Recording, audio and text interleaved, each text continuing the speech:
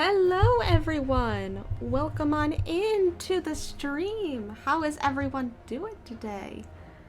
A little later stream than usual. My bad.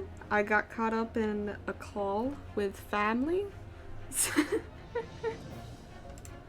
That lasted way longer than I thought it was going to last. But hello, I hope everyone's doing good. It's time. Great Ace Attorney Chronicles. This should be our last stream on episode 3. Should be. I don't know how long this trial part's gonna last. We'll see. We'll see. We're gonna be I'm imagining we're gonna be cross-examining Miss Tuspels, and maybe Courtney will show up. Probably. She's definitely involved. We wouldn't have named her if she wasn't involved. But yeah. Let's see. 24th October, 11:53 a.m. The Old Bailey, defendant's antechamber. The knight-errant himself. Oh, have you been watching from the gallery, Mr. Sholmes? I've been on the edge of my seat the entire time. Courtroom trials are fascinating affairs. As a spectator, at least. I'm glad you've been enjoying yourself. I have to ask, what on earth is going on? It makes no sense. What's this professor business all about? He doesn't look like any professor I've ever met before. Who even is he? Of course. You were in Germany already 10 years ago. Yes, the professor. When I discovered he was the one who had been abducted, a sense of foreboding stirred within me. But who knew the monster would come knocking at your door? My heart felt sympathies. As it turns out, Lord Von Zieks is even more intimately tied to this case than any of us realized, isn't he? Yes, how true. His great friend from university in the dock. And now a waxwork of the killer who took his esteemed brother's life, making an appearance too. I imagine even the shrewd Mr. Reaper failed to foresee that kick in the teeth. An extraordinary move on your part, my dear fellow, to throw that in front of the man. You make it sound deliberate. I can't help feeling that this professor case is really very puzzling. Oh yes, in what particular manner? Well, there's Mr. Drebber, Dr. Scythe, and Lord Von Zieks. It seems that everybody in the trial has a link to the case somehow. Yes. In fact, I alone am not a member of the set. Though that leaves me as an empty set, all alone with no intersection to any other. Excuse me? Oh, Courtney. Oh, I did not expect her. Excuse me. Dr. Scythe. Dr. Courtney Scythe, near Stevens. Good day to you. Hello, Sholmes. That was very shrewd of you. What in particular, pray? You requested that 10-year-old autopsy report from Gregson, didn't you? Why would you assume such a thing? Because Gregson told me. Oh, damn.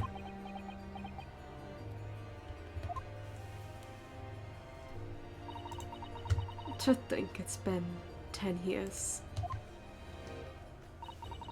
10 years in the laboratory wielding my scalpel. I smell of nothing but corpses and disinfectant. A policeman on the jury had a lot to say about you, as it happens, Dr. Scythe. And I've accused you of being complicit in what happened. I'm hoping that you'll take the stand and tell the truth about what really happened. That certainly won't be possible. I can only lie on the stand, you see. It's in my nature, as a witness. Lord Von Zieks won't be summoning me as a witness. Lord Strongheart has forbidden it. Brother. Okay, what if I summon you as a witness? I have that right too. You know, as an attorney, I have a right to summon witnesses. Lord Strongheart, the Pandora's box you were warned about is the Professor case. But please don't make the mistake of thinking you'll get any information about it out of me. But attempting to hide from the truth, that's cowardice. I've always fought crime in the way that I see fit. I have no regrets. None at all. And that's all I came here to say. So, good day to you.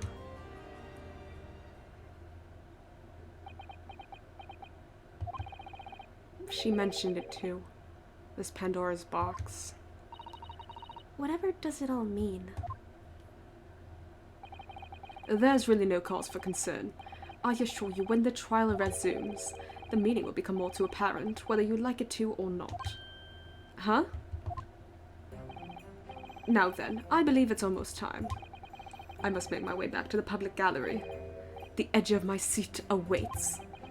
I think maybe you're enjoying yourself a little too much. Ah, yes. One word of warning before I go. If in the course of the trial this afternoon you perceive even a shadow of doubt about the truth, don't let it out of your sight. Pursue it like a dog with a bone. To the bitter end, you understand. Do not falter, whatever may come to pass. Alright, I understand. Thank you. Good. I shall make myself scarce then. I purchased the bar of caramel earlier, so I shall be gnawing on that as you gnaw away at the truth. Like a hound of the Baskervilles, maybe. What did that warning from Mr. Sholmes really mean, I wonder? Especially the bit about whatever may come to pass. I'm sure it's nothing to worry about.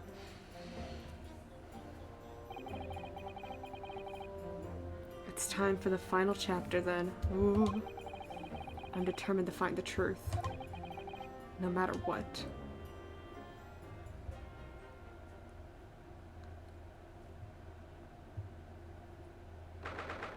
I can't believe how close we are to the end of this game in general. Only 2 episodes left after this, so... 24th October, 12:40 p.m., the Old Bailey courtroom. Freaking... In the name of Her Majesty the Queen, I hereby reconvene the proceedings of this court. Counsels for the defense and prosecution, are you ready and able to continue? The prosecution is ready, my lord. Yes, my lord. The defense is also ready. As the court is aware, the case under our scrutiny began with the damaging incident at the Great Exhibition. Yet we now find ourselves embroiled in the details of a convicted felon who was sent to the gallows a decade ago. This trial has certainly defied all expectation, as seems to be the fate of all trials in which this Nibonese is involved, my lord. Hey! So then, let us begin our exploration of the defense's assertion that the waxwork was cardinally involved in this matter. He's not wrong. Yeah. Lord Van Zieks. My lord. Are we still awaiting the arrival of Madame Tuspels? Not at all. She's in the antechamber as we speak and ready to be summoned. Very well. Bring in the witness. Bring forth the witness. At once, my lord. Bailiff, show Madame Tuspels to the stand. Ooh. Ooh. Things are about to become a lot more intense. I could tell from that cool little, like, camera angle we just got. If Trevor is responsible, as I'm sure he is, it means he must have had an accomplice in Dr. Scythe. And what connects the pair of them? is the waxwork. Yes, the model of the professor. That's the key to the link between these otherwise unrelated individuals. It's a tenuous link, admittedly, but at present it's all we have to go on.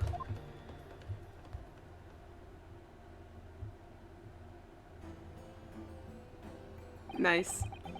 State your name and occupation for the court, please. My name... Oh, it's Sholes! That's cute! My name is Madame Esmeralda Taspels. I am a waxwork artisan. Is the proprietress of the Madame Taspels Museum of Waxwork. You will have to pardon me for working as I testify. My new exhibit must open very soon.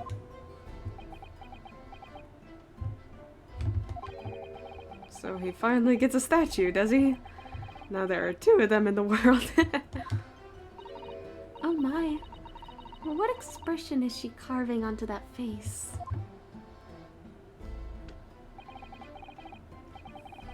A number of days ago, a particular waxwork model was stolen from your museum. Can you confirm this? Oui, that is true. At first, we believed it had been kidnapped. A waxwork model? Kidnapped? Yes, my lord. There was a demand for ransom money left behind by the culprit. However, according to what I've just been told outside the courtroom, that was not the true reason. I understand it was utilized as a substitute for the body of a murder victim. At present, that is no more than conjecture proposed by the defense. This is the victim of the case in question, Mr. Odious Man. But of course, I know him well. He's a part of my odious personages exhibit.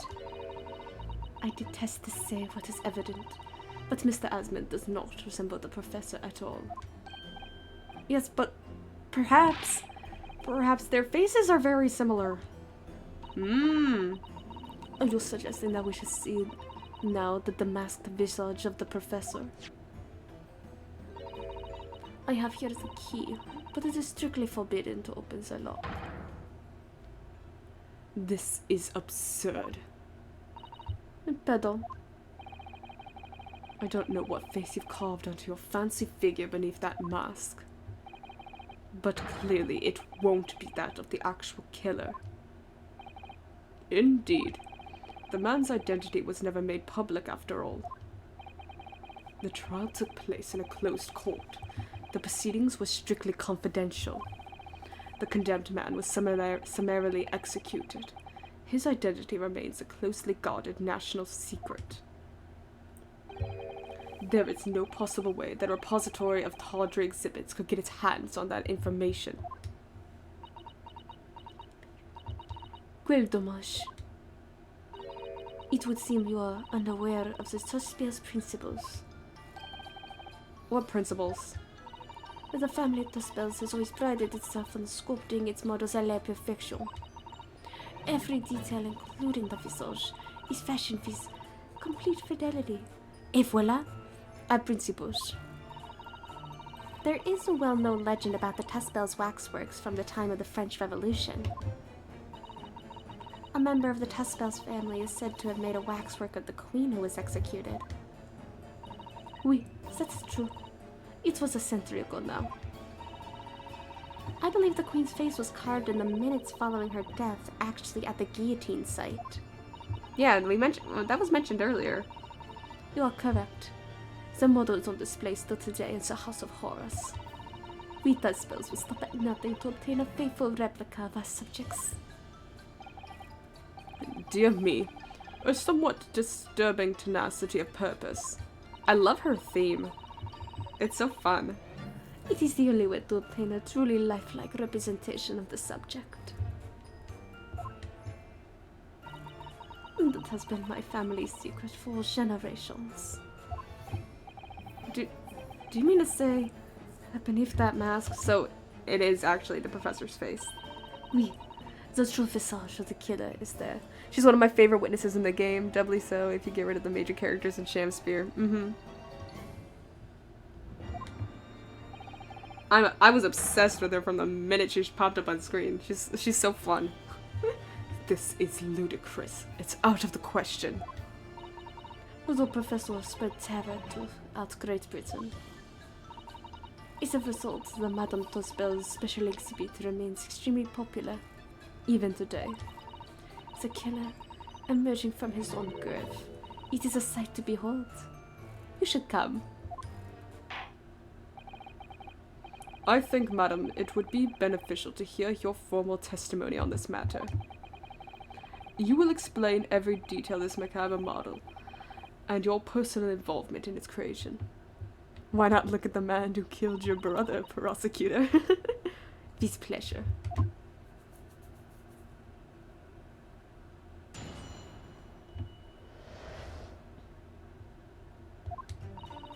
The special exhibit in the House of Horrors is based on a rumor that shocked society in London. An impression of the visage was taken directly from the corpse, in accordance with Tussauds family principles.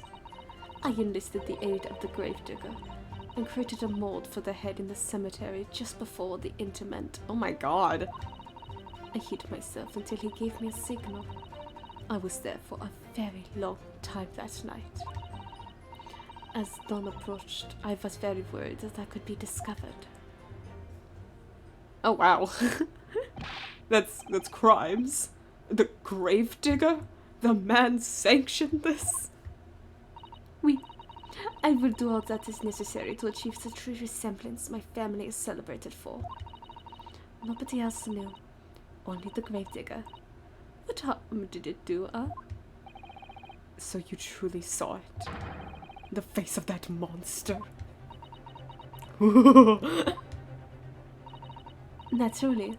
I was aware at the time that his identity was a secret. But Tussauds would not be Tussauds if we did not insist on absolute fidelity to our sculptures. I don't believe this. Crazy to do all that, like, grave digging and work and stuff just for to put a helmet on it, never to open that. Like, that's real dedication to the craft, but like, let's go do some grave digging real quick. Just for there to be no benefit. I myself have seen the special exhibit at your museum, madame. A truly blood-curdling scene in which the murderer is emerging from his own grave. The scene it depicts was the subject of many rumors in London 10 years ago. I have here a newspaper from the time.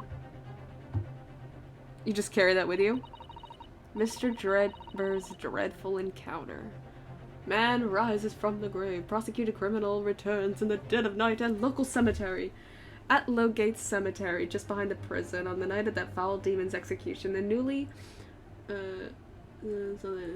professor forced off his grave cover as he clawed free of the earth. The young man who witnessed the scene was on the verge of raising a shriek when, in the next second, a gunshot rang out suddenly from behind. Huh. The bullet pierced the man's chest, whose breath then stilled the youth, then screaming and holding. Released the screaming and holding and ran for his life. The university student who experienced this shocking event is Mr. Enoch Drover. Huh.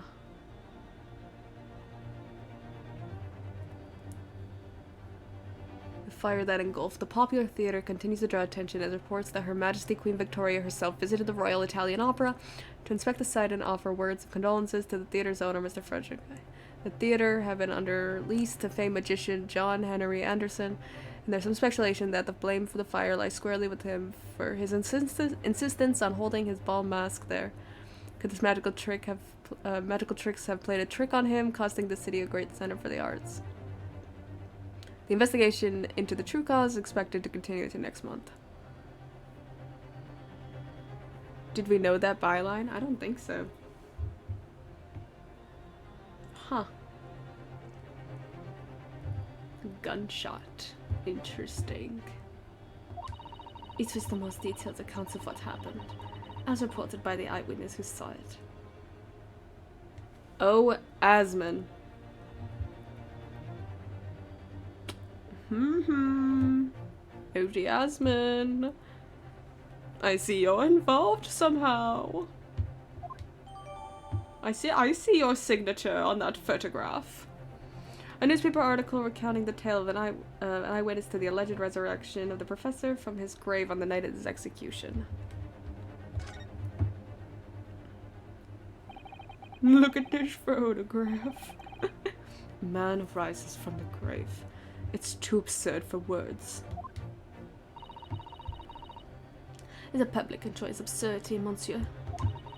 That is why I have reproduced the scene as carefully as possible in my museum. And it's a waxwork from that exhibit that was stolen some days before the incident at the Great Exhibition, wasn't it? That is correct. The professor you see before you here. Most puzzling. Counsel for the defense. Proceed with the cross-examination. Sure. This waxwork links Drebber to Dr. Scythe. And there has to be some reason for that, which hasn't yet come to light. But I'll find it. I'll get to the bottom of what really had happened. I'll prove that Dr. Scythe and Drebber were in on this crime together.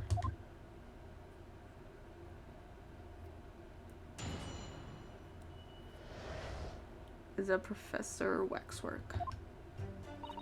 Is a special exhibit in the House of Horrors is based on a rumor of the Shock Society in London. An impression of the visage was taken directly from the corpse, in accordance with Tuspel's family principles. We might come back to that. I enlisted the aid of the gravedigger and created a mold for the head in the cemetery just before the interment. Hold it! Surely that's illegal, isn't it? Okay. Oh yeah. It would seem the proprietress of this repository of novelties was blinded by monetary greed. It has nothing to do with money. The man is part of London's criminal history. That is why I had to sculpt him, to record this history. It is the raison d'etre of the Tuspel's museum.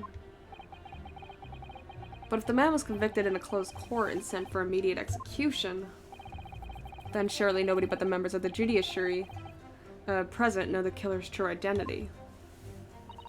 I assure you, behind that mask is hidden the true face of the professor. Do you realize what you're saying? The professor's identity is a national secret. I understand. And now that the truth about the special exhibit has been revealed, it must perhaps close. Of course it will. As will your entire museum if you don't tread carefully, madame. That could be another interesting chapter in the history of my family, I think. Don't you?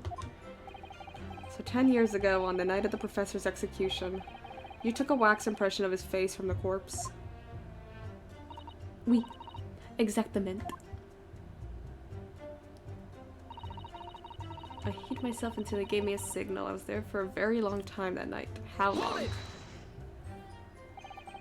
You were there longer than you expected to be? I had some difficulties in capturing the subject's form correctly. As I removed the mask, Ew! the mouth of the cadaver fell open, and I had some problems with the chin. Ew! Dare I ask? The man had been dead for a short while already, you see. His muscles were relaxing, and subsequently, his chin would not align itself correctly. Ew! Gross. Oh dear. What a horrible thought. Under normal circumstances, I would have an assistant with me. However, that night, I was alone, and as a consequence, I missed my preferred window of time. What do you mean? When I take the impression of the visage of the cadaver, I always wait until 3 hours after death. Why 3 hours? Is that amount of time significant? It is because of rigor mortis. Yeah. Wriggly mortis? It's the name given to a phenomenon that occurs in recently deceased bodies. As a rule, 3 hours post-death, the muscles in the body begin to stiffen. I like how she says, as a rule. All corpses must follow this one rule. As soon as it hits 3 hours exactly post-death, all your muscles gotta stiffen. No ifs, ands, or buts about it. But by approximately 10 hours post-death, the entire body is completely rigid and inflexible. And then from that point on, the muscles slowly start to revert to their relaxed state. The effect is often used to estimate the time of death when a body is discovered. Well, that was an education, if a slightly scary one. As the Mademoiselle says, rigor mortis commences 3 hours after death, and it starts in the jaw. I see. So that's why you wait. Before that time, the mouth falls open, and it is very difficult to do my work. Ugh. It's getting hard for me to do my work with all this talk of corpses. I wonder about that information the courts just heard from Madame Tuspels. Of course it's significant. The information about rigor mortis that you just shared with us. Would you mind including it in your formal testimony? I believe it could be significant, you see. Of course. I don't mind at all. I can't help feeling that after this latest topic, the atmosphere in the courtroom has become extremely grave. Nice. Really good, Susato. That was fantastic. This is why you're the assistant. This is no time for jokes, Mrs. Otto. No! Do not tell her off. That was amazing.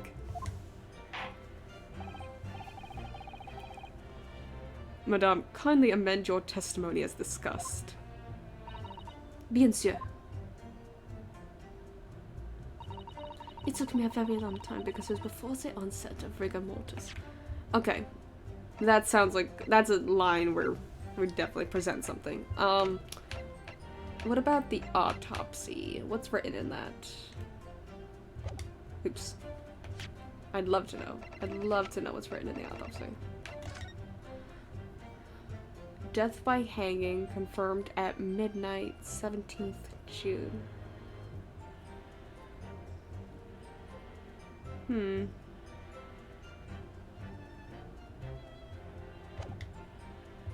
when did she say she got to the space? Portion of the visage was taken directly from the corpse. I enlisted the aid of the gravedigger. It took me a very long time. As dawn approached, I was very worried I could be discovered. Okay, so the hanging was at midnight, and then dawn was approaching.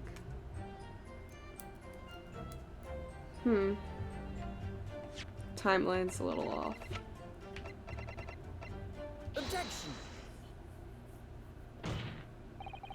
Madame Tuspels, I have here an autopsy report that was filed 10 years ago now.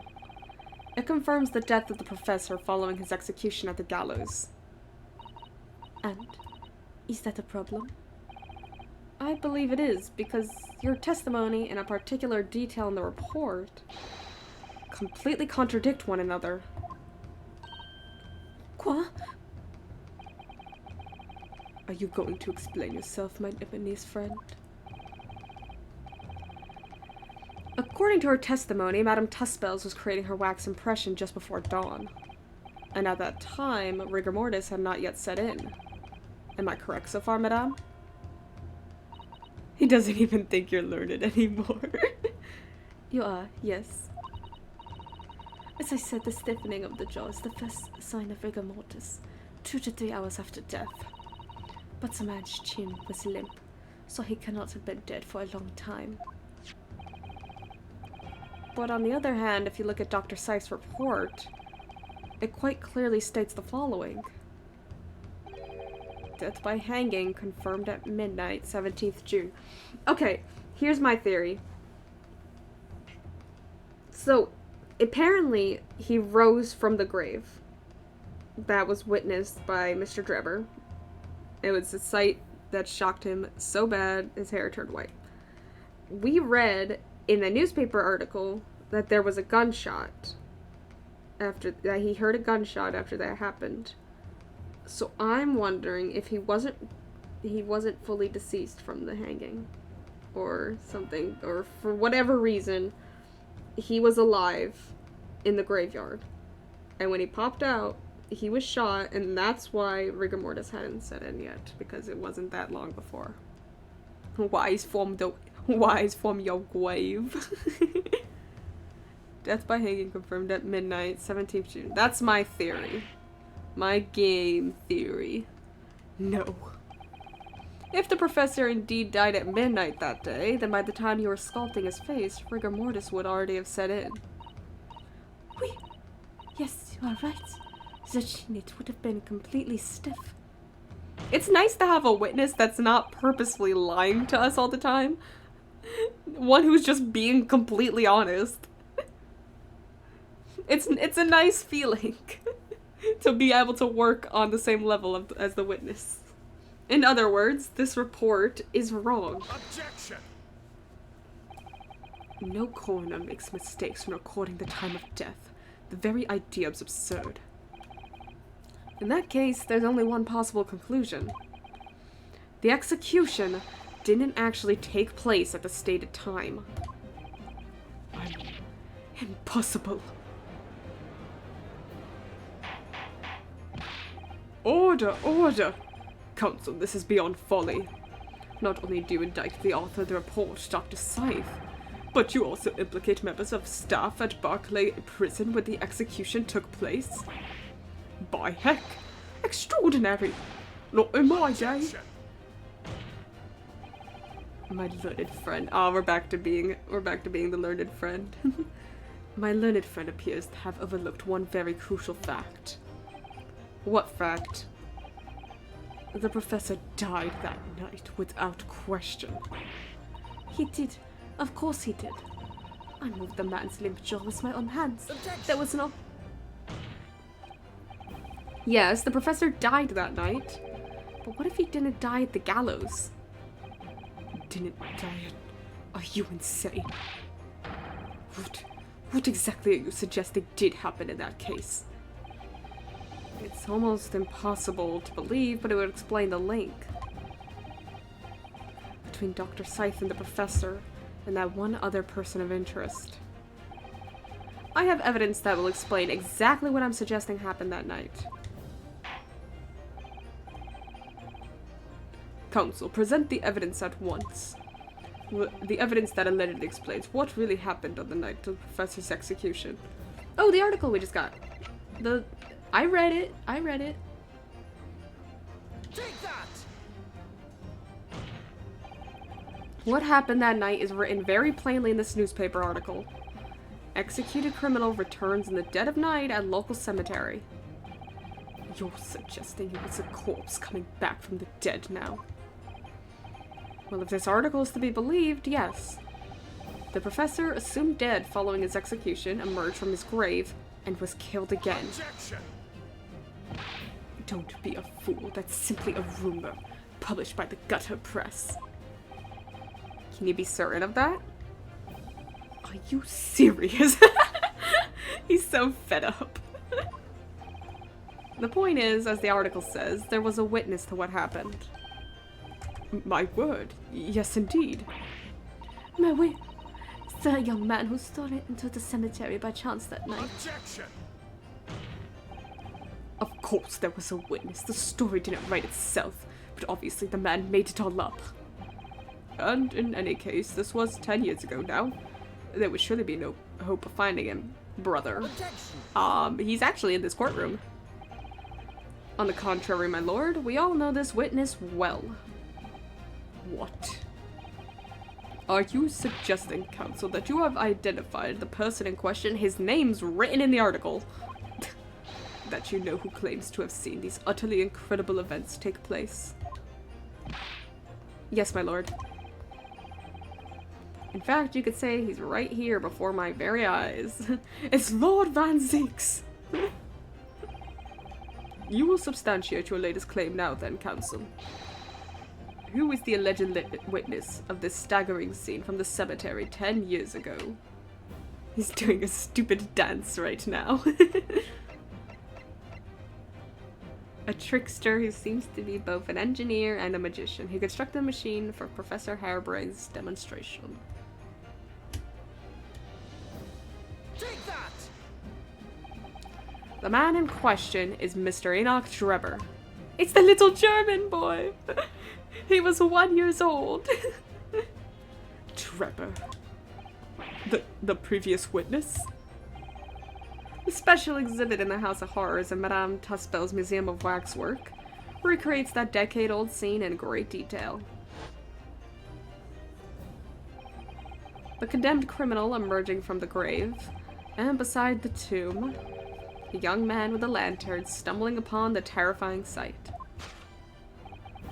And that young man is a 10-year younger Mr. Enoch Drebber.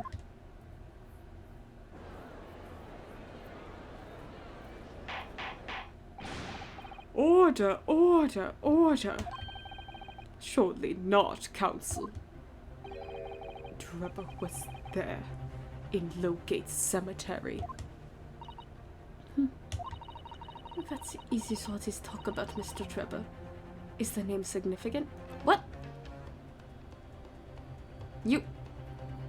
You made the model! Of course, Madame Tuspels doesn't know, does she? Yes, it's extremely significant, Madame. To your situation as well, in fact. Oh! She doesn't know that he did the kidnapping and stuff, got it. What situation? The theft of the Professor Waxwork from his museum some days ago was perpetrated by the very same man. No! But what's that would mean? Madame Tuspels, it would appear you know the name Enoch Drebber. Oui. Yes, I know it. But from long ago, in the past. What? Oh my. Good gracious! Explain yourself. Tell us everything you know. Yes. Yes, of course.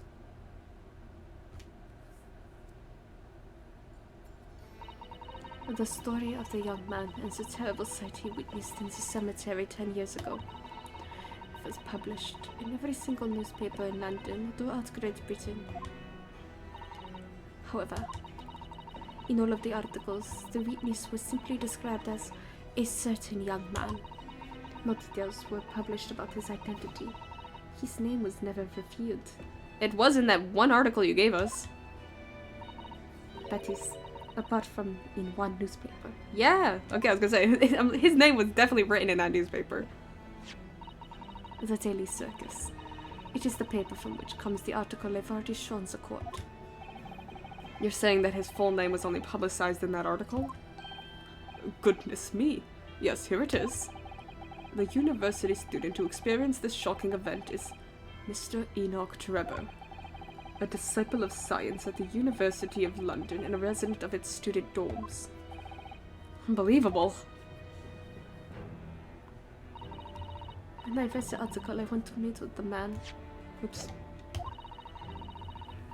He's discovered the condemned criminal coming back to life in the cemetery in the dead of night.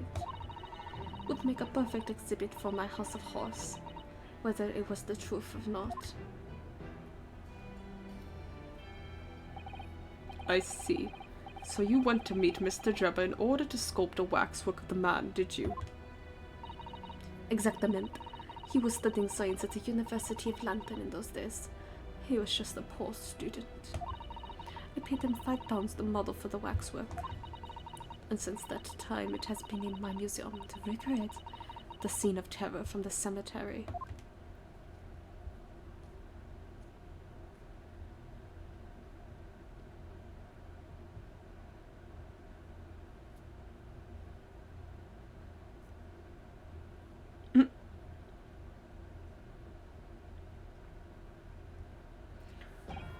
So, 10 years ago, a young man appealed to the public about an extraordinary event he'd witnessed.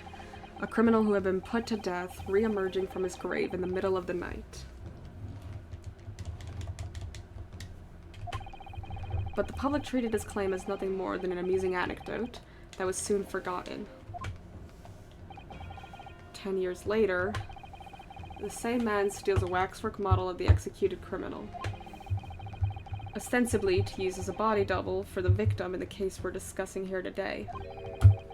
Even though the waxwork's build is a poor match for the victim and its face is obscured by a mask. So the question is, why would the man do such a thing? Which brings us to 3 days ago, when the birdcage crashed into the Crystal Tower. If the birdcage had in fact contained not the body of Mr. Osmond, but the same waxwork, a coroner from Scotland Yard who investigated, Dr. Scythe, would have noticed immediately. And yet she submitted this autopsy report for the victim, which the court has seen earlier.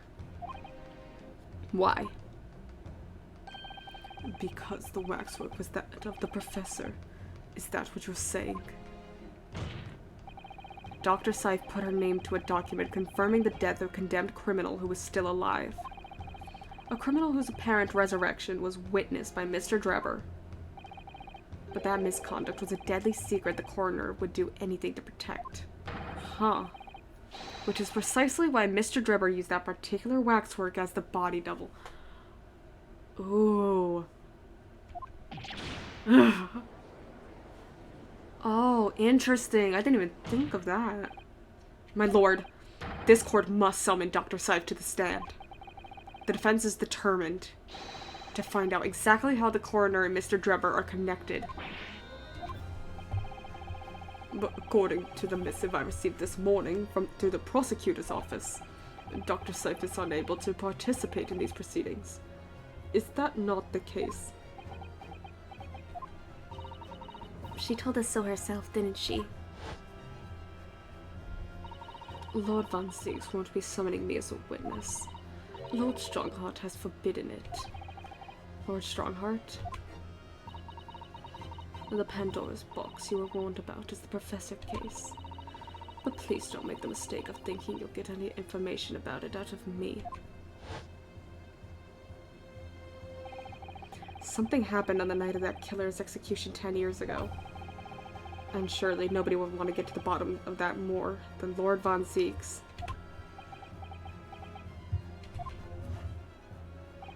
The prosecution calls for the instructions in that missive to be scrapped. Let's go, Van Zieks, let's go! But Lord Van Zieks, the missive was issued from the Lord Chief Justice's office. Screw the Lord Chief Justice! Objection! That guy killed his brother. The assigned prosecutor has the final say on policy in any particular trial. In other words, me. Let's go! Pop off, Van Zieks. I love when you're on my side.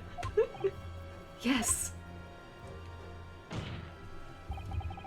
Let Enoch Drebber and Dr. Scythe both take the stand together. Let's go. This is surely gonna have no repercussions at all.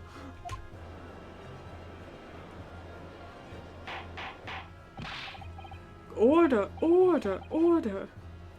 Very well. I will uphold your request. Bailiff, send a subpoena with immediate effect addressed to Dr. Scythe of the Forensic Investigation Team. The woman is compelled to attend on Her Majesty's orders. Alright then. Enoch Drebber and Dr. Scythe. If they weren't colluding with one another, this crime never would have been committed. I'm just a stone's throw away. I can feel it. The truth behind all of this is about to come out.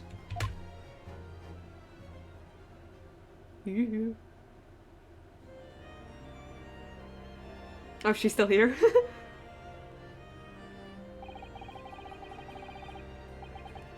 Thank you for your attendance on such short notice, Dr. Scythe. I'm disappointed in you, Lord Van Zieks. Oh. You've completely betrayed the agreed policy of both Scotland Yard and the prosecutor's office. Betrayal is not in my nature, as long as the truth isn't compromised. If it is, if there's even a hint of wrongdoing, then no matter whom it concerns or disgruntles, I will pursue the matter to the bitter end, as would any prosecutor worth his salt. And that's amazing. As it should be. Mr. Drebber, you took the victim's life by means of a machine that you constructed in your workshop. Allegedly. And Dr. Scythe?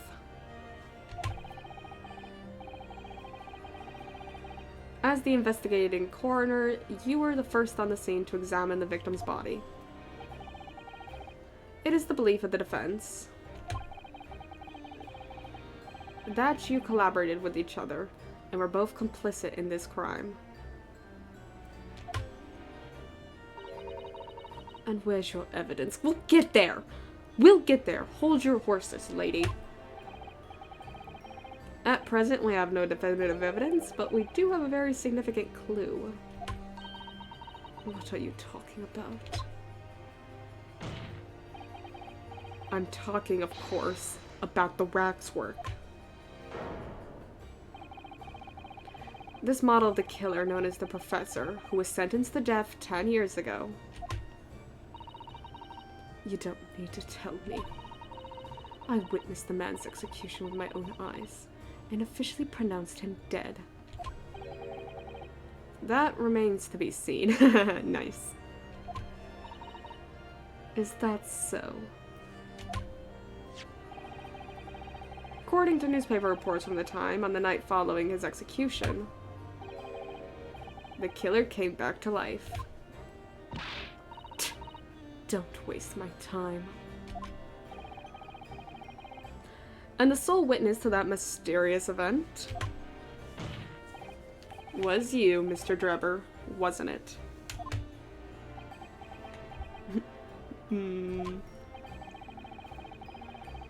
If what you saw in the graveyard that night 10 years ago wasn't some chilling fiction, but reality, it would make you privy to a very great secret of Dr. Scythe's.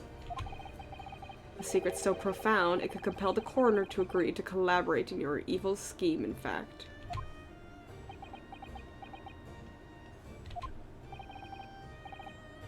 Mr. Drebber, tell the court. Tell everyone the truth of what you saw that night in Lowgate Cemetery.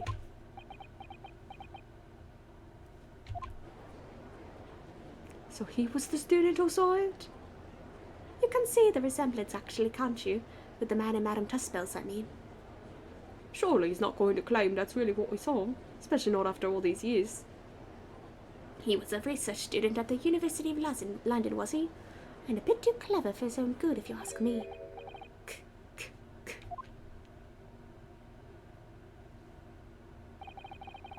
What an interesting twist. When at the time not one person would take me seriously, yet now here we are, 10 years later, and suddenly my story matters, and in a court of law too.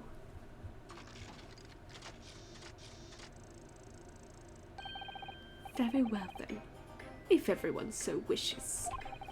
Let's be frank. I'll tell the truth of what happened that night, for what it's worth. She just glares at him.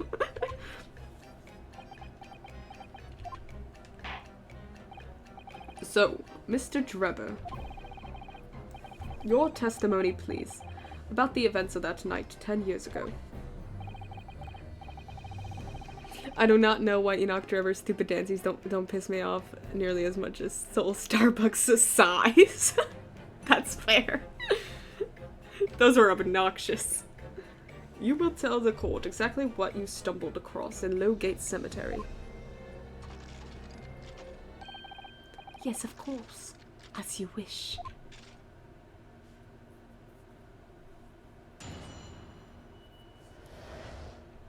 In the cemetery 10 years earlier. The reason I was in Lowgate Cemetery at all 10 years ago was for a spot of moonlighting, shall we say. Yes, the illustration in that newspaper article was based on what I witnessed that night. But thinking back now, I realized that I never actually saw the professor. Soon afterwards, I was visited by a young woman who sculpted a model of me from wax. Then I gave up my dream of becoming a scientist. And it was all because of that newspaper article. Yeah, I could see him having resentment because of the newspaper article. That's a good motive. Wait a minute, you're claiming you didn't actually see the professor now?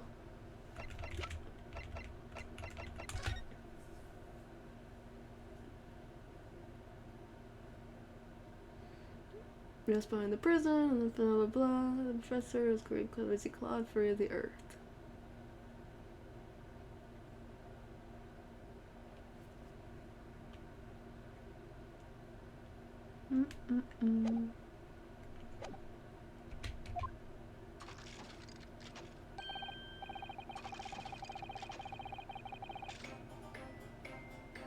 Yes, of course.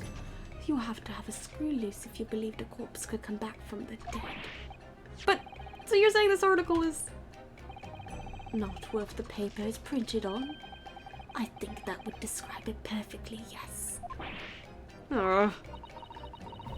If the details in the article weren't true, it nullifies your argument for why Mr. Drebber and Dr. Scythe would have been working together.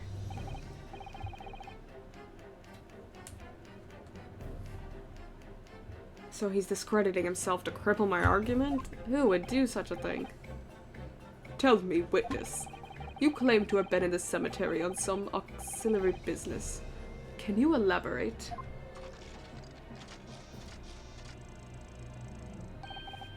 That's right. Grave robbing, to be precise. As you know, Lowgate Cemetery is at the rear of Barclay Prison. So among students at the university, it had a reputation for being haunted by the ghosts of condemned convicts. Grave robbing, you say? Yes, exhuming fresh corpses to sell is reasonably lucrative. Of course, I never laid a finger on any valuables buried with the dead. So you were one of the so-called resurrectionists, a particularly unpleasant scourge on society. Actually, my fellows and I went by another name. The repurposers. Nice. Very cool. That is quite beyond the pale. You would invite divine retribution, sir. Yes, well, I think I suffered retribution enough. The Daily Circus eventually unearthed my name and put it in print. It caused me a great many headaches. In the end, I had to leave the university. That was the only paper with the bad grace to identify me unambiguously, I might add. Again, motive. I see. Out of interest, who drew the illustration for this article? Ah, yes. That was the reporter who exposed me. He sketched that right in front of me as I described the scene. You mean the victim of our case, who you are suspected in murdering? You mean your motive? Obviously, as time ticked on, I bitterly regretted what I'd done. Claiming to have seen something I never truly saw. Foolish. Very foolish. Well, counsel for the defense, you may proceed to the cross-examination now. At once, my lord.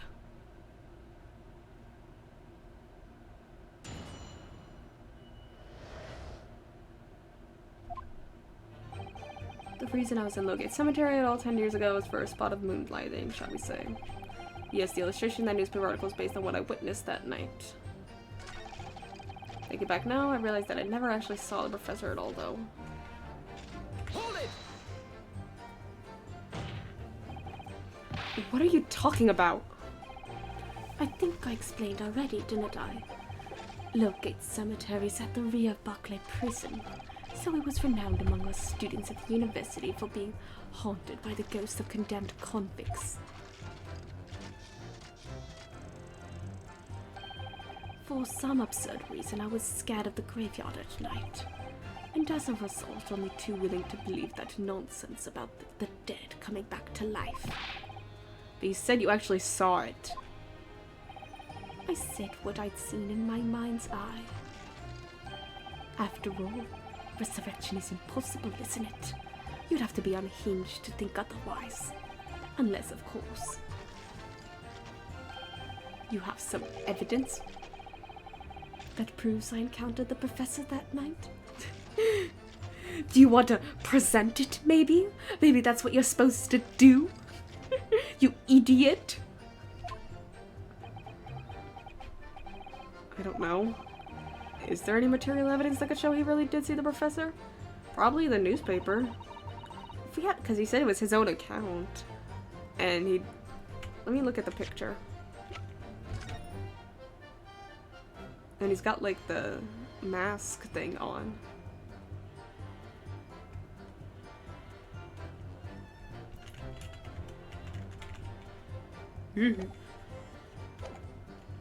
If we have anything at all, Mr. Naruhodo. I know. I need to present it against that irritatingly backtracking statement of his. That's how you play the game! The point is, that night was a pivotal moment in my life. Okay. As the game so very, not obviously told us. I think... I don't think we have anything else, really.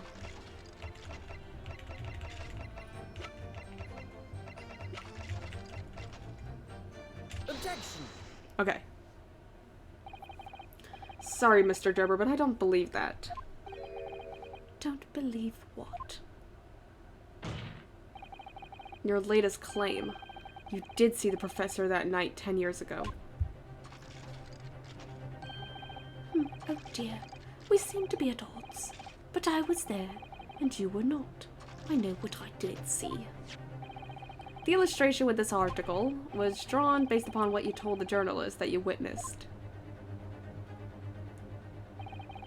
A figure emerging from a tomb, wearing an iron mask. Okay, I called it. Yes, when the killer was tried 10 years ago, it was decided in the close court's rulings that the man would wear the mask to hide his identity. It wasn't to be removed, even during his execution and subsequent burial.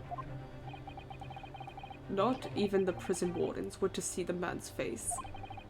But obviously, the provision of this mask was not public knowledge. So, Mr. Drebber, as you've just heard, a lowly student of the University of London certainly wouldn't have known about the condemned man's mask. So unless you'd actually seen the professor that night, it's inconceivable that the artist would have included the mask in that illustration.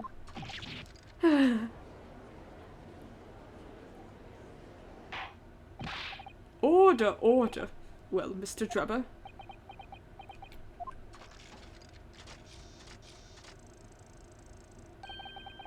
It's a vile scene, isn't it? If you look closely. And as I've already been at pains to point out, I was utterly petrified. Which is why I had it in my head that I'd seen such a blood-curdling sight. But afterwards I came to my senses and realized that I'd been mistaken. You're still saying you didn't see it? If you're stubbornly sticking to that story, witness, then amend your testimony to explain exactly how you think your eyes deceived you. I love it. I love when the prosecution's working with us. It's my favorite. Of course, of course. Only happy to oblige. Can't believe he's still not gonna concede the point.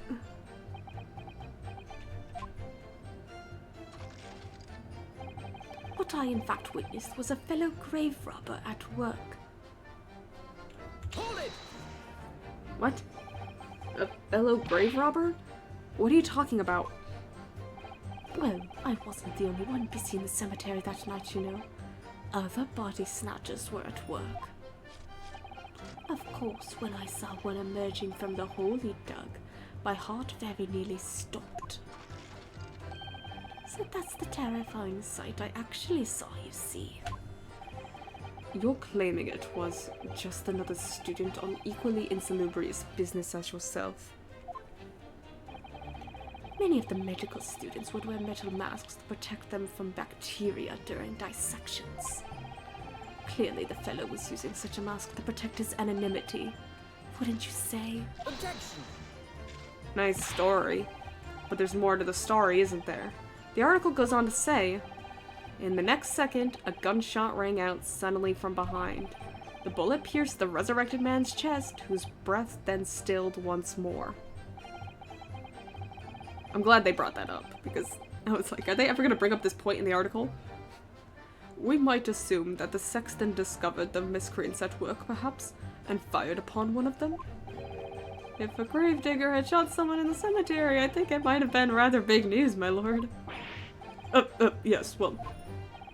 I can only assume it was an embellishment bolted on later by the reporter. She's got something to say about that, you dirty liar. Excuse me. Madam Tuspels, don't take it out on Mr. Sholmes. Oh la la, pardon. I was lost in my thoughts. Would it be fair to say that Mr. Drebber's last remark was significant to you in some way? I thought it was a little strange, that is all. Monsieur Drebber could claim this now. If you don't mind me saying, madame, what are you talking about? Well, when I met you 10 years ago at your university dormitory, you recounted to me about your adventures in the cemetery, no? Including the gunshot. Stop. Oh. You might want to watch your tongue, you know. Objection! Shut up, witness. Have a care, Drebber. That's no way to speak to a lady. Yeah. Please, Madam Tuspels, carry on. Of course. According to what Monsieur Drebber told me at the time, he did hear a gunshot from behind him, and the bullet hit the condemned man. I said nothing of the sort. No, you were very explicit about the details. About the mask that the figure was wearing, and the blood that spattered over you when he was shot. Like on your camera? Enough. Shut up, woman. You're making all this up. Oh my god. Somebody hit this guy. That will do. Shut up, witness. Mr. Drebber. Yes. You refute the account just given by Madame Tuspels. I have no recollection of ever saying those things. Come on, do you really expect us to believe you? Control yourself, counsel. I will not permit baseless accusations in my court. You... shut... I'm going to strangle you. Right. Under the circumstances, I think it best that you supplement your testimony with a statement to clarify your position on this witness. Very well.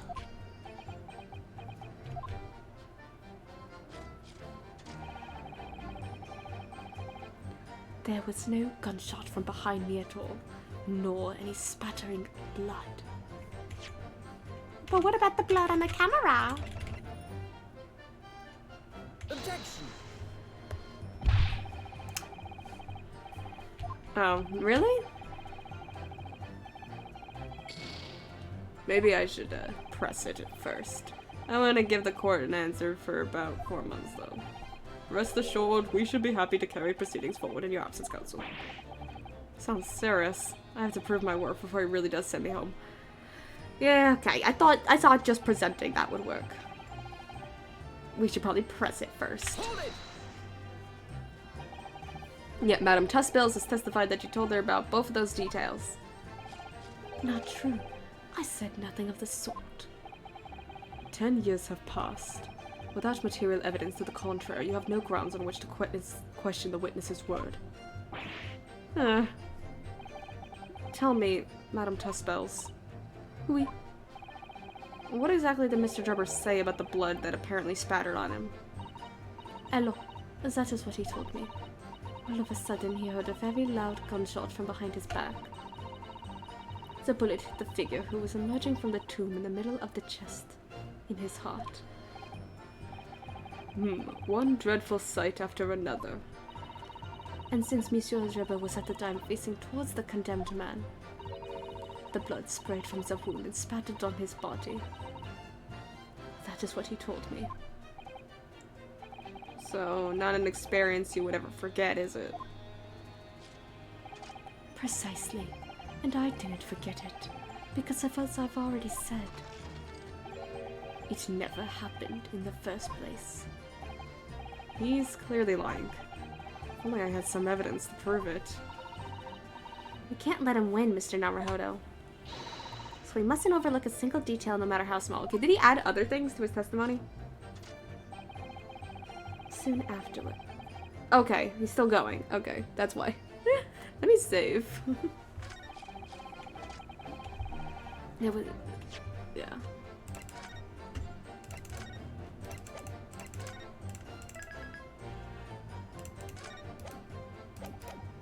Okay. Soon afterwards, I was visited by a young woman who sculpted a model of me from wax. Then I gave up on my dream of becoming a scientist, and it was all because of that newspaper article.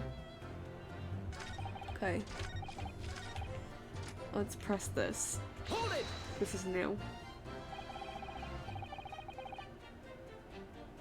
That young woman being Madame Tuspels, of course. Precisely. I must say I didn't expect to run into her again like this 10 years later. As I have explained, I went by the name published in the article and, comme ça, I found the man. Yes, the article in the Daily Circus, I think you said. I was a poor student with barely a penny to my name at the time. And the young lady put £5 in front of me. So you readily consented to having a waxwork of yourself made and gave permission for it to be put on display. I did. I should sell what little I had, I concluded. Oui.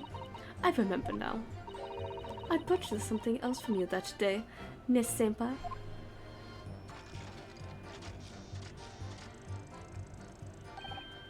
Did you? I can't say I remember. What was it, madame? His camera. There we go. Ah.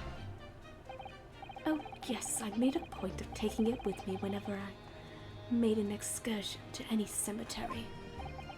You took a camera with you, sir? To what end? To record the details of the bodies I disinterred. But I had no intention of ever visiting a graveyard again after that night, so I sold it. I see. But I still have it, monsieur. It is a part of the special exhibit in my House of Horrors. There we go. Now we can present the camera. I am very meticulous about such details. It is the Tuspels way. It would seem then that this is the very camera Mr. Dreber took with him to Logate Cemetery on the night in question. Yes. Interesting. There we go.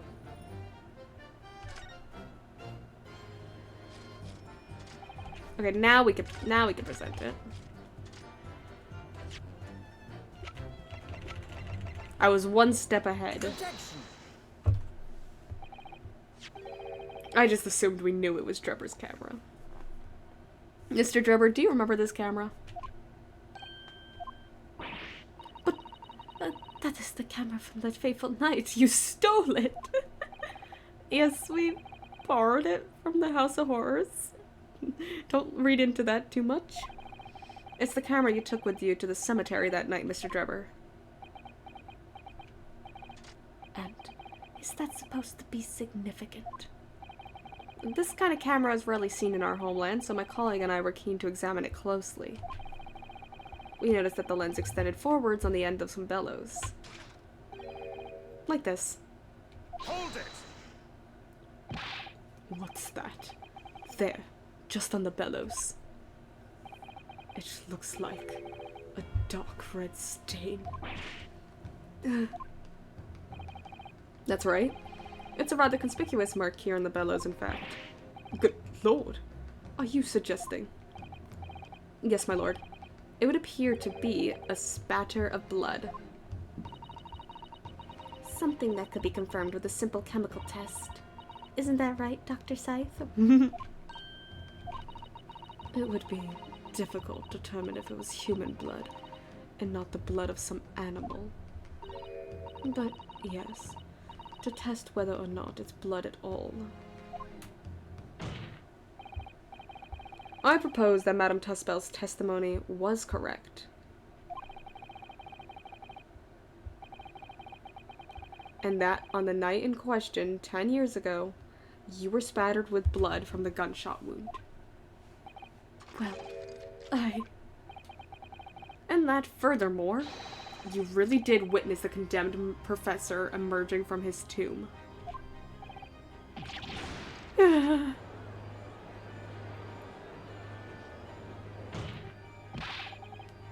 There's simply no way you could have forgotten such a traumatic experience. In other words, the only explanation is that you're trying to hide the fact that you saw the professor that night. Objection! But why? Why would he want to do that? I don't know. Well, not for his own game, it would seem. For whose, then? Who could it benefit? Mr. Drebber is obviously lying in order to protect somebody. Probably Courtney. My goodness, he's shielding someone? Because she's the one that pronounced him dead in the first place. Yes, my lord. And clearly, it's someone who doesn't want the truth about the professor coming back to life to be exposed. Yeah, it's gotta be Courtney. Well, counsel, who is it then? Who is this witness trying to protect by lying about what he saw that night? the masked man. Scotland Yard coroner. Take that! The obvious answer is Dr. Scythe. Scythe. What? Whatever do you mean?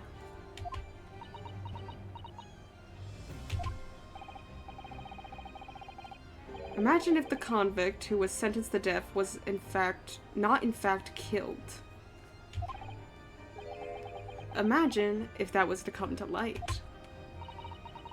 What are you insinuating?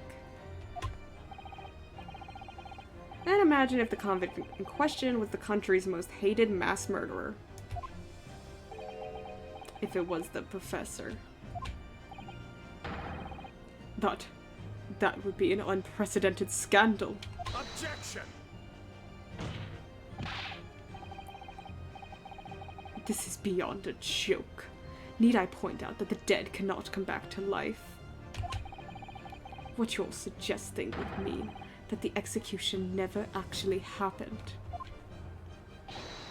Yes, that's exactly what it would mean. Good job, you got there. Objection! Once a man is sent to the gallows, he hangs.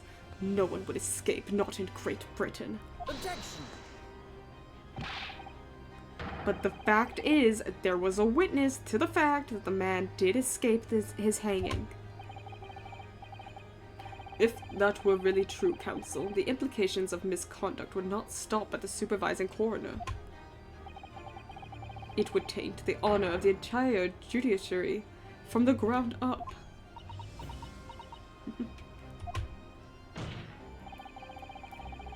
And it is exactly because of those monumental repercussions that Dr. Scythe would consent to any demand made of her by someone who threatened to expose the secret.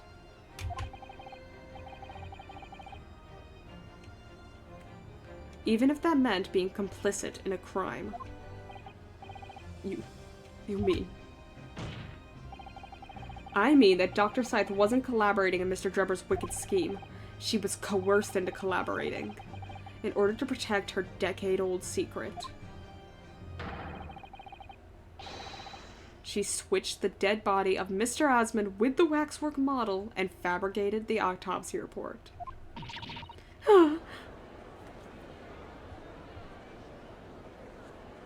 Nice. Love the leg animation.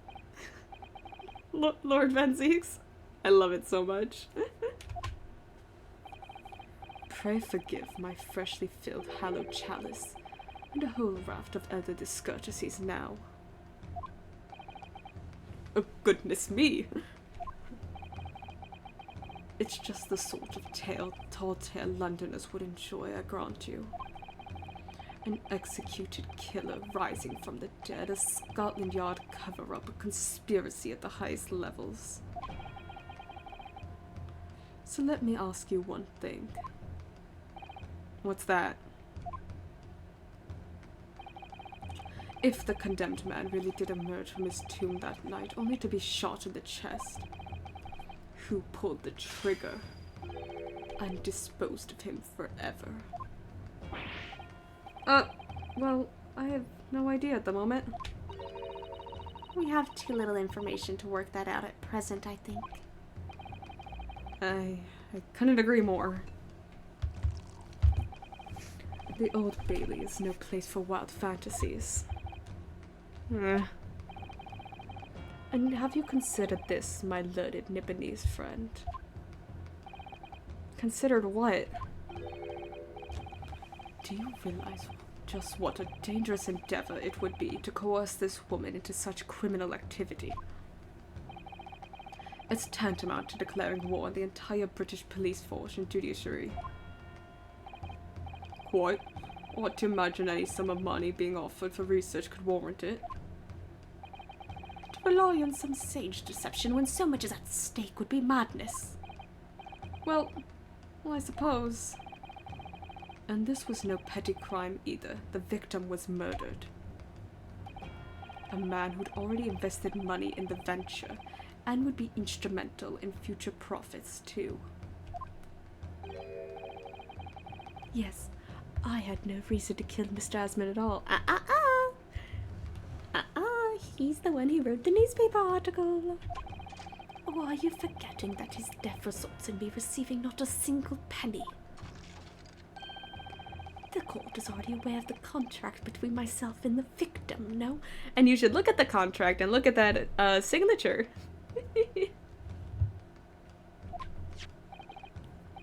There is the contract, that's very true. Look at its signature. Don't you recognize it from somewhere? The motive for this case runs deep, though. I can feel it. Using threats to force the head of the forensic investigation team to cooperate is extreme. Especially for a government grant he had no guarantee of receiving in the first place. If the research grant was the aim, taking Mr. Osmond's life would have made no sense anyway. Which means Mr. Drebber's motive wasn't money at all. He was just trying to kill Mr. Osmond. Why? What was his motive then? I got it. I figured it out the minute I saw his signature. Your time is up, my learned friend. I'd say you have one last chance to before the jury lose their patience with this charade. Let's see if you can back up your heady proposal, shall we? The assistant leaning back when he does like the little throw is so funny. How do you explain why this engineer would throw all caution to the wind and threaten his own country? At this point, I'm not prepared to listen to more of this outlandish conjecture without proof. So, counsel, present your evidence. Alright. Who exactly was Mr. Osmond to Mr. Drebber? There's a connection there that no one's seen yet. And I'm gonna have to present 2 pieces of evidence to show what it is. Okay. The article and the contract, yeah. Thank you for letting me know it's 2 pieces of evidence, because I was like, I don't know which one to present. Yes, my lord.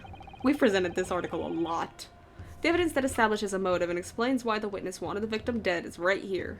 Take that! It's this newspaper article, my lord. That was written 10 years ago, and every detail has been examined already. What can it possibly tell us? That dribble should never have been written. It's typical gutter press nonsense that means nothing. Yes, on its own, it isn't particularly significant. However, when considered alongside another piece of evidence, it will completely explain your motive for wanting Mr. Osmond dead.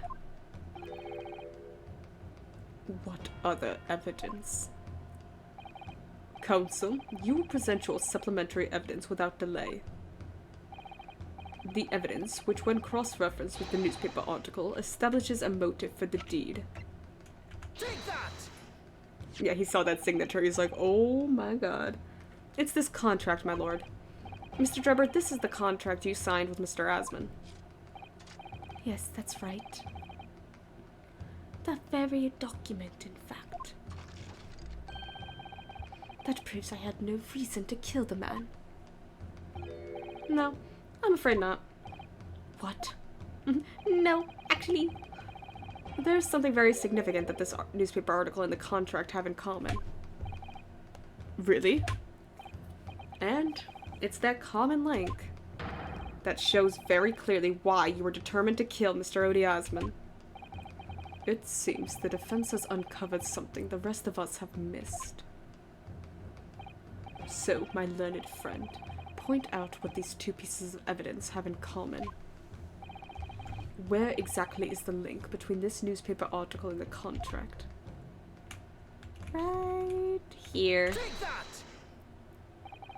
What these two pieces of evidence have in common is a signature. A signature?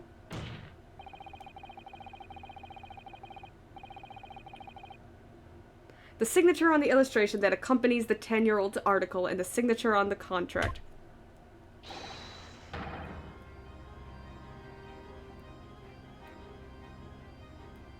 Belong to the same person. What?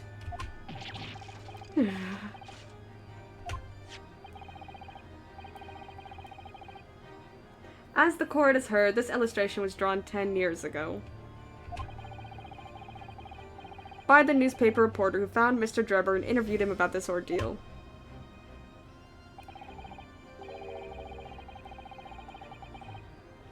If you look closely, the reporter's signature can be seen in the bottom right corner of this drawing.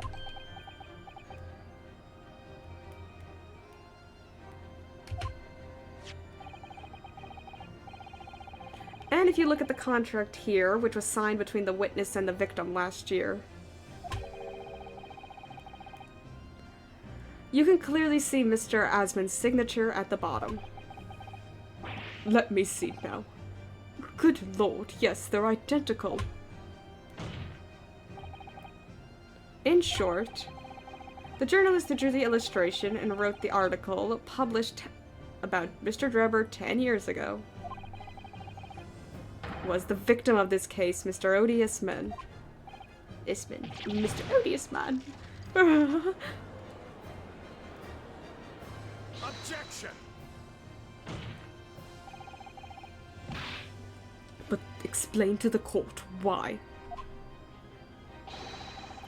Why would that constitute a motive for the witness to murder Osman? Well, if you think back, you'll remember that Mr. Drebber talked about that article in his testimony. Grave robbing, you say? Yes, exhuming fresh corpses to sell is reasonably lucrative. That is quite beyond the pale. You would invite divine retribution, sir.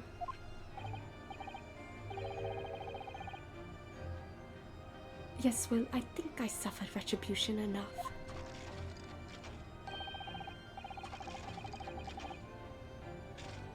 The Daily Circus eventually unearthed my name and put it in print.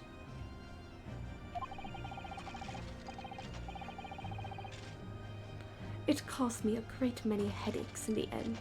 I had to leave the university.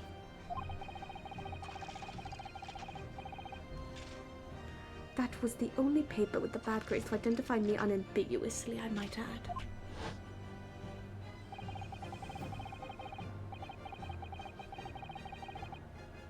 Then I gave up my dream of becoming a scientist. It was all because of that newspaper article.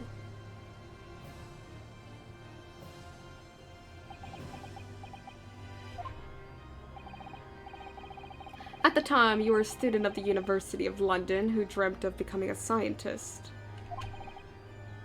However, this single newspaper article changed your entire life. So, Mr. Osmond used to be a newspaper journalist, did he? He did, my lord. In fact, it's a widely held belief that Osmond managed to position himself at the heart of this criminal network, thanks to the many dubious connections he made during his time as a reporter. So you had to give up on your dream and leave university. You lost everything. Eventually, you found yourself working in the field of science, but only in the shadows. And all because of that article, written by Mr. Osmond. Enough.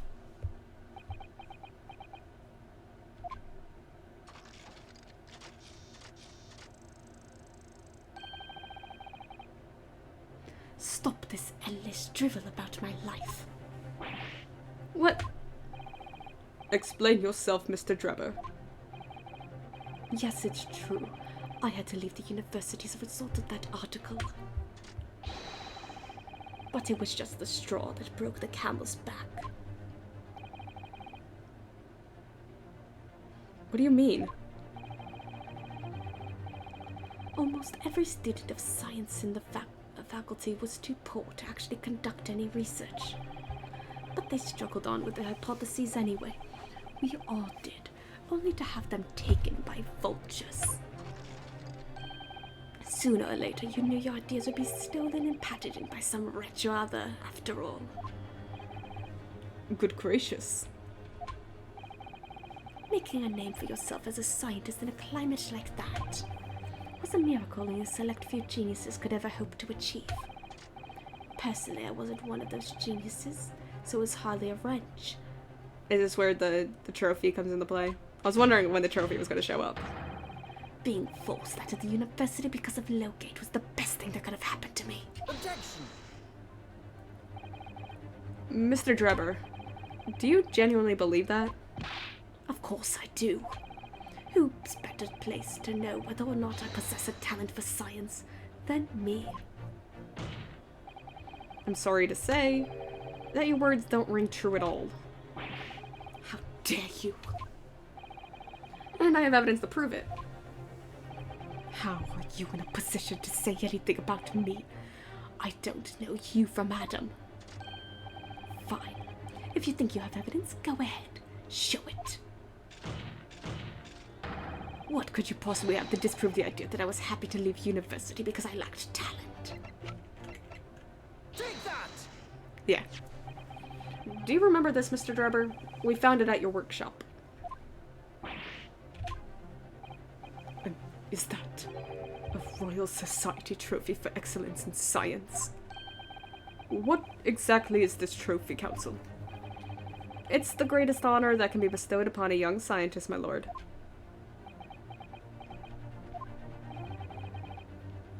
There is no higher accolade. It recognizes emerging talent and promises a bright future. Good gracious. Your prospects for the future were excellent, weren't they, Mr. Drebber? Because even then, you were a genius in your field. But you lost everything. You had no more future. Your talents would go to waste. As a result of this one newspaper article.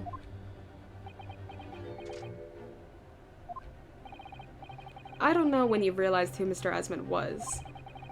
But when it dawned on you that he was the same journalist from 10 years ago, who ruined your life, it's abundantly clear that you had no intention of forgiving the man.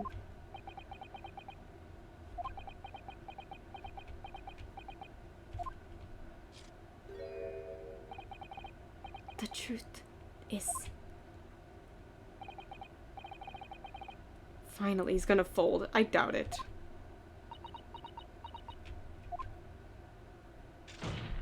Yeah. Oh. Who objected? Courtney.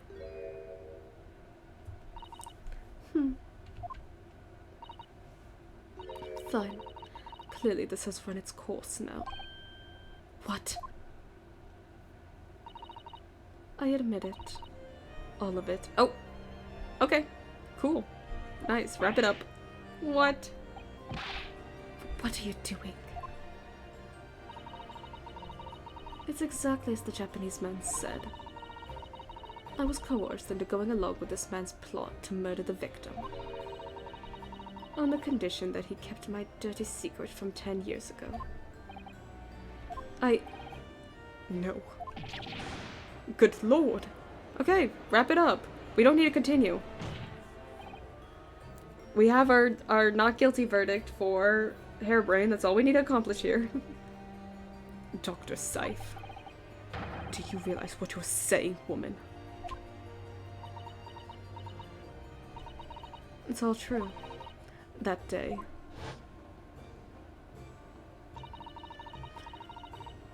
When I arrived at the Crystal Tower and saw the birdcage, my heart nearly stopped beating.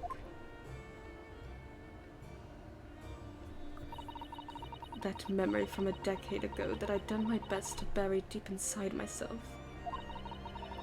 It was the professor again, staring me in the face. And then before I had a chance to react, I noticed something else. There was a note tucked inside the model's jacket.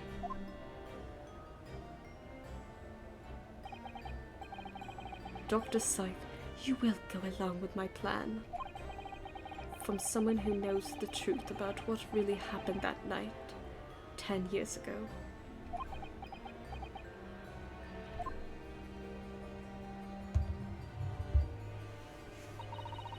All the instructions were there in the note. Every detail was meticulously written out. I had no choice but to do what it said. I made the necessary alterations to the scene and fabricated the autopsy report as instructed. There was really no other choice. It had to be done to protect the judiciary. I can only apologize now.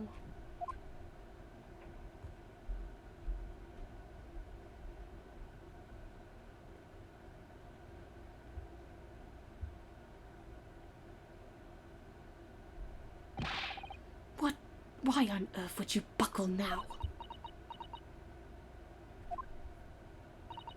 Well, there's no point trying to hide it anymore, is there? I would have done anything to stop it coming out, even collaborate in a murder. But the great lie about the execution 10 years ago has been exposed.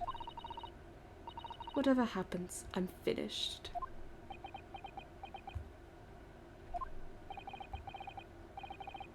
So then, Mr. Drebber, what do you say to that? Your accomplice has admitted everything.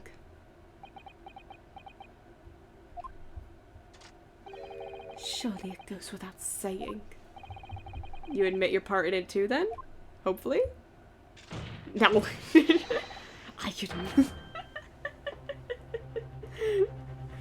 You don't need to admit it, okay? You're clearly guilty. I admit nothing at all.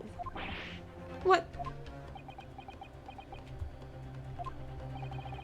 Have you forgotten that the kinesis machine was ripped to shreds by an explosion? Short of me admitting to a crime, there's really no possible way for you to prove I did anything wrong. No.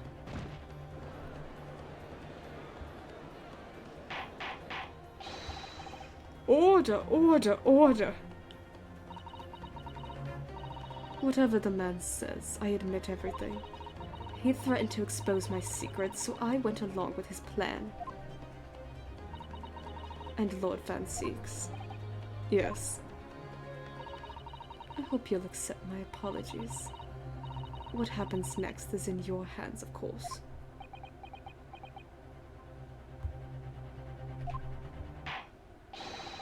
I have heard more than enough now. I hereby present the final findings of this court. This trial is not the proper form in which to pursue the alleged wrongdoings of Mr. Drebber. Yes! Yes! That's true! The defendant is Professor Albert Harebrain. Very true. It had slipped my mind. This is like the first time ever in any Ace Attorney game where they realize, hey, what are we doing? This trial is not about these witnesses. It's about our defendant. That's so funny. Very true. It had slipped my mind. Like, we already proved he was not guilty forever ago. We don't need to prove that this guy's guilty, even if he won't shut up. Isn't he one of your closest friends? As the court had heard, Dr. Scythe has admitted to the allegations brought by the defense, thereby absolving the defendant of any possible guilt. You mean... At the present time, it is the conclusion of this trial that the defendant was not involved in any wrongdoing. Does the prosecution have any objection?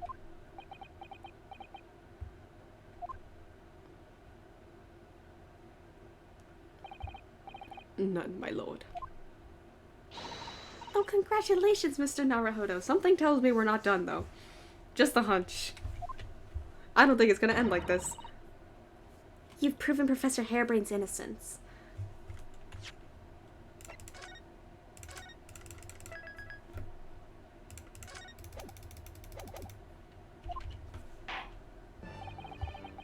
Without further ado, then, the adjudication. Unless the prosecution or defense have any other matters to discuss.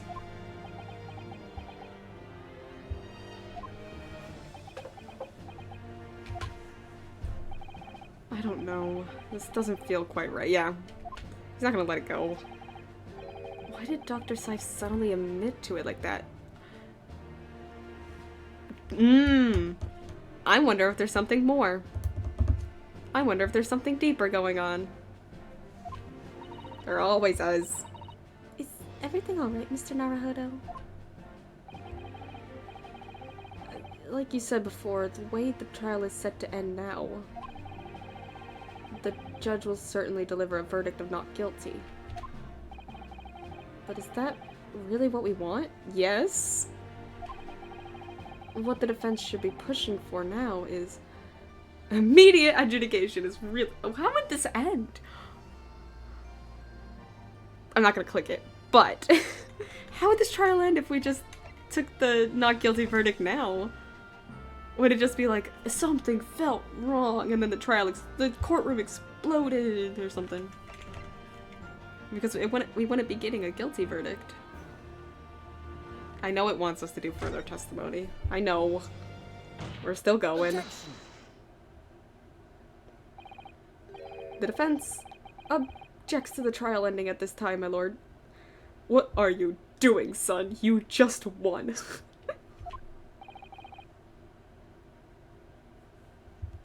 I beg your pardon?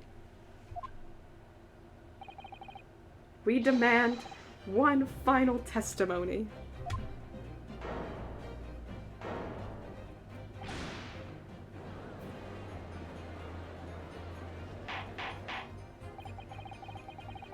You do realize I'm about to adjudicate in your favor of your client, I presume. What did they say? I missed it. Oh, he just went, what? What? What are you playing at now, my Nippity's friend?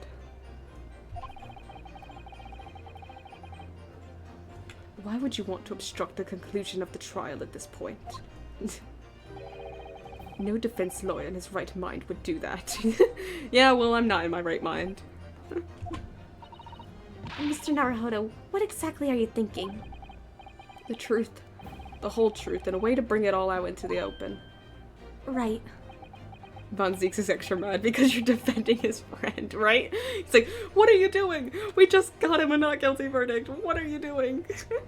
Are you trying to get him to go to jail? Yes, in hindsight... Ah, yes, one word of warning before I go. If in the course of the trial this afternoon you perceive even a shadow of doubt about the truth,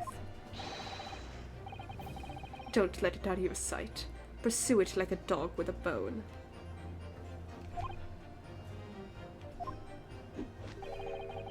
To the bitter end, you understand.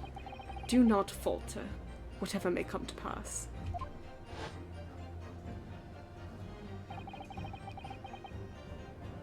I'm sure Mr. Sholmes knew. He must have deduced that this would happen. Yes, I'm here in court to advocate for my client. And to secure an acquittal. Obviously. But that's not all. I believe that I have a duty to the court. To pursue the whole truth of the case until every last detail is laid bare.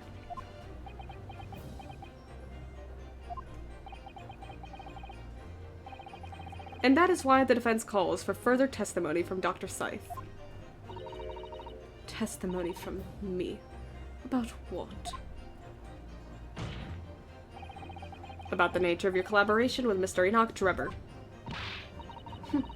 In case it's escaped your attention, I've already admitted to everything I did. The whole truth has already been revealed. So stop wasting everyone's time. As his lordship made very plain, your client will get the acquittal you wanted from him. There's simply no point protracting this business further than with another tedious cross-examination. Objection!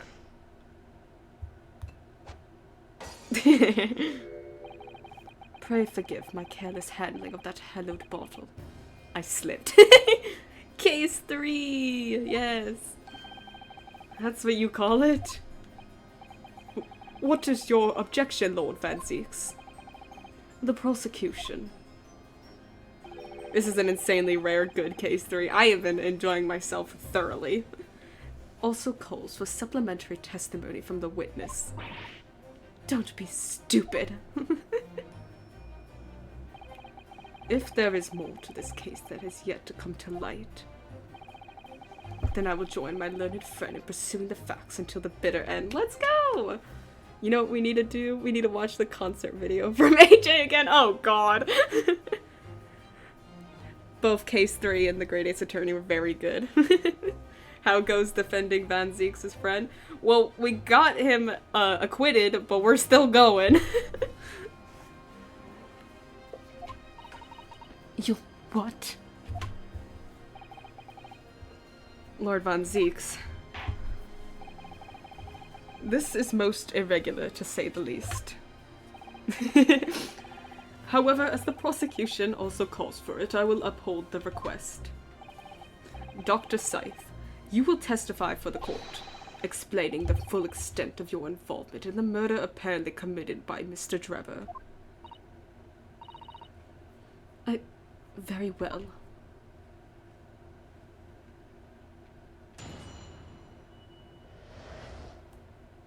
The waxwork plot.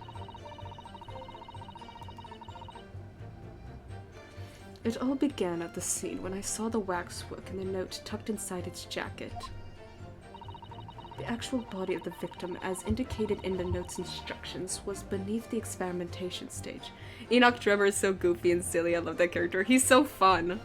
I love his animations. The body had to be arranged in certain ways to implicate the defendant, which was my job.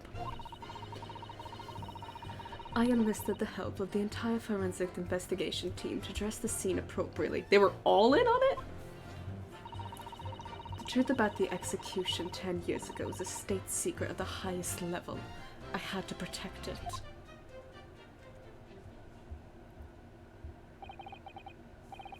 So I was right. The stage and the machine were all specially designed for the deception.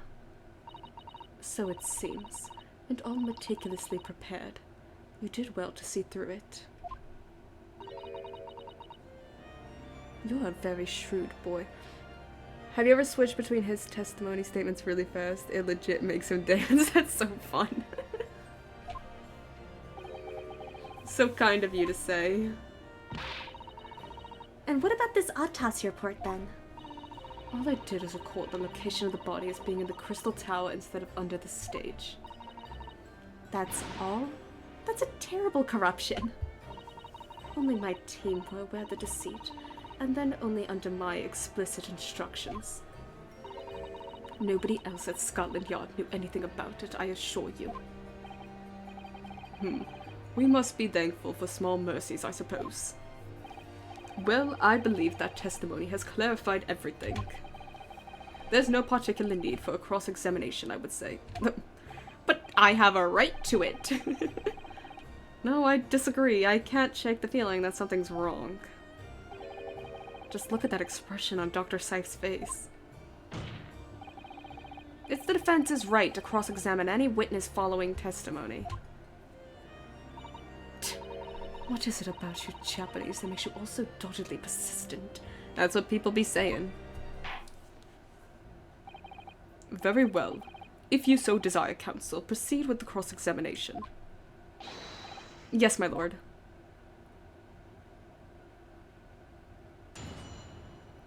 Cross-examination. The waxwork plot. It all began at the scene when I saw the waxwork and the note tucked inside the jacket.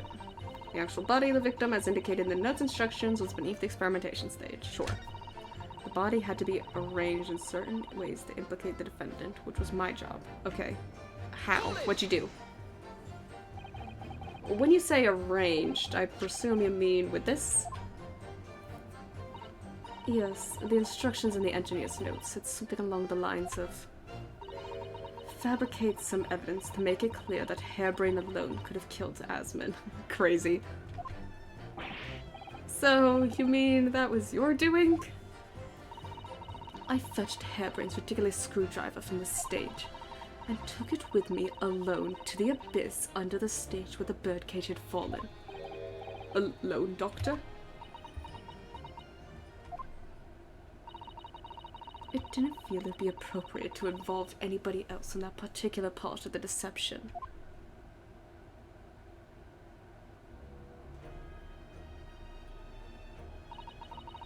There was a void under the stage where I found the birdcage lying in the dirt.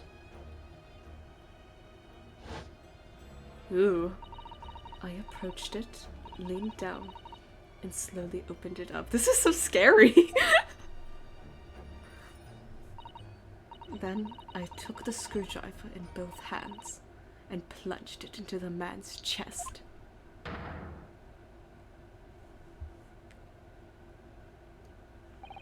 And then you noted that in your fake autopsy report as a fictitious cause of death.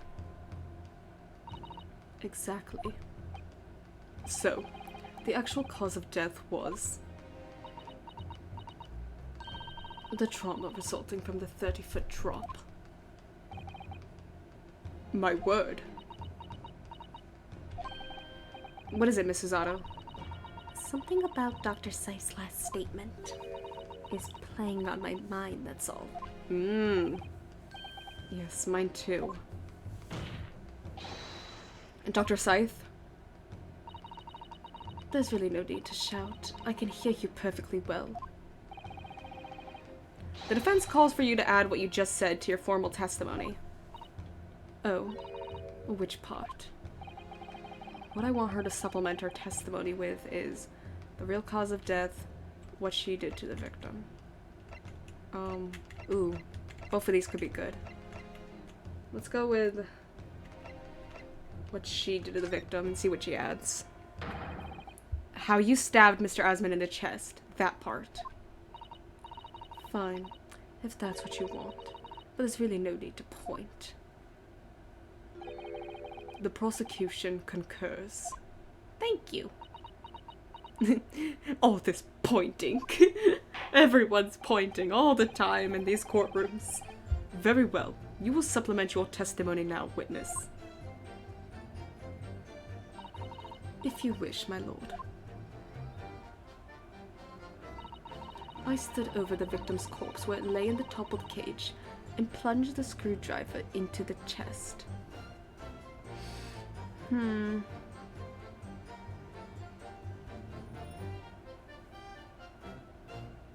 Where it laid in the toppled cage. Okay. Let's look at our, we have a photograph of the body, right?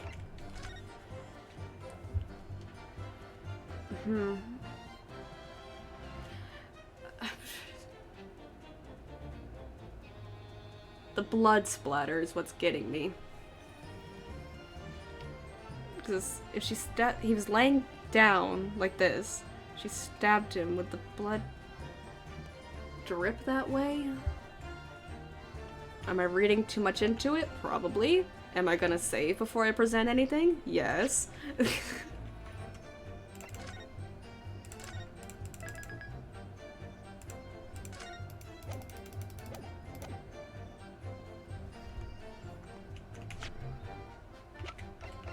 Let's see. Objection! Oh! Music stopped. I've got a nasty feeling that this inconsistency points to an extremely uncomfortable truth. What on earth is the matter, Counsel? Have you lost your tongue? I apologize, my lord. Dr. Scythe, in that last statement of yours, there's just one point that seems to defy explanation. Out with it, my learned friend. There's an obvious inconsistency between your description and this photograph, which shows the victim in the birdcage following the events that led to his death. Objection! The court has already examined that photograph in depth. There's nothing new we can learn from it. Objection! Yes, we have already considered it, that's true. But we now know the facts to be different. What do you mean? I believe we should let the defense explain. Where in this photograph would we see the alleged inconsistency with the witness's statement? The blood? Take that! Look closely at the blood stain on the victim's chest. It clearly extends in a downwards direction towards the man's feet. Okay, I read that right. Okay, I thought I was like, wasn't really sure. I wasn't confident. And why is that significant, Counsel?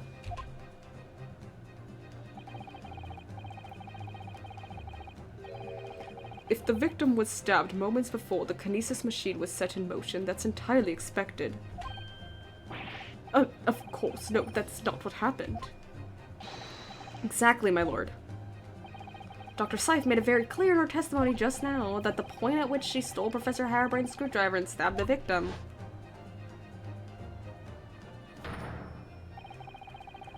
was after the grand deception was set in motion, when the birdcage had fallen below the stage out of sight. From the shape of it, it's clear that the birdcage would have fallen on its side after the 30-foot drop. And if the victim had really been stabbed whilst inside the birdcage in that position, the blood from the wound would have spread out equally in all directions. For it to have formed the longitudinal appearance we have in the picture is inconceivable.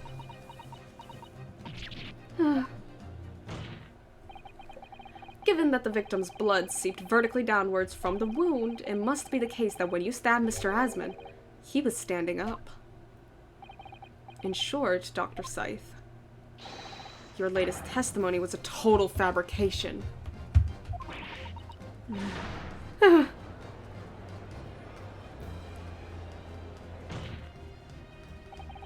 knew it. I was right. Now I've identified that contradiction. There's only one way to explain the facts. We've all been under the great misapprehension here. What? What sort of misapprehension? Dr. Scythe. You claim you were coerced into helping Mr. Drebber as a result of the note he left in the waxwork. The Enoch Trevor failed at literally everything he's ever done. Aww. You claim that you made changes to the scene of the crime to implicate the defendant. And you claim that you authored a fake autopsy report to cover your tracks. But one of those claims is an out-and-out lie. Because the question of what the bloodstain really tells us has only one possible answer. If that is the case, what is it, man? I'm on the edge of my seat, you must tell me. Counsel, you've clearly struck up a revelation. Now tell the court what it is. Which part of Dr. Sife's story is shown to be a lie by the contradiction in her testimony? How she was coerced? No. A stabbing of the victim? Yes. The autopsy report. You're now man, not a learned friend. Might be an improvement. Wow. He might be slowly seeing us as an equal. The answer is very simple if you consider the sequence of events. If, when the victim was stabbed, the blood from the wound seeped downwards as it did, we can be sure that the victim must have either been either sitting or standing straight upright at the time. But as you rightly pointed out, the birdcage would have fallen on its side when it fell beneath the stage.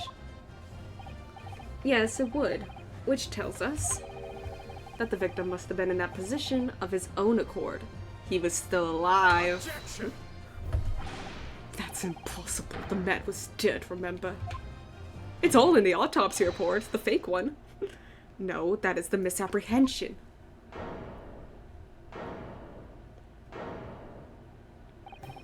When the birdcage fell from the stage into the void below, it must have hit the ground with considerable force.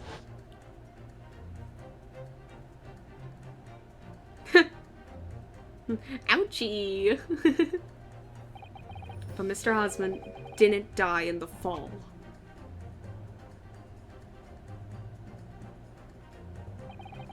No ouchies in Japan! My bad. He probably lost consciousness for a while, but when he came round, he got to his feet to climb out of the cage. Just as Dr. Scythe appeared.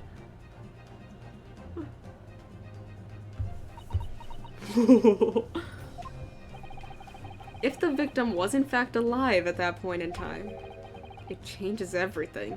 You're the murderer.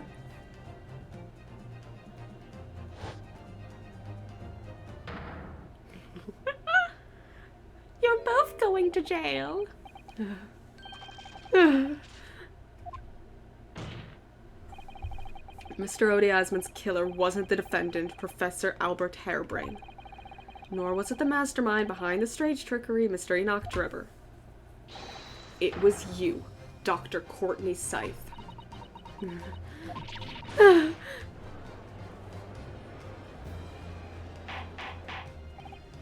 Order, order, order! Can this possibly be true? Have you been taking me for a fool? It was you, was it? You killed him. And she lied about falsifying the cause of death. Mm-hmm. You hoped that by admitting to being an accomplice in Mr. Drebber's scheme, the trial would end. Before you were accused of a far worse crime. Cold-blooded murder. Oh, do shut up! You're so desperate now. You're making all this up. As if I would do something like that. Objection! Oh, Susanoo.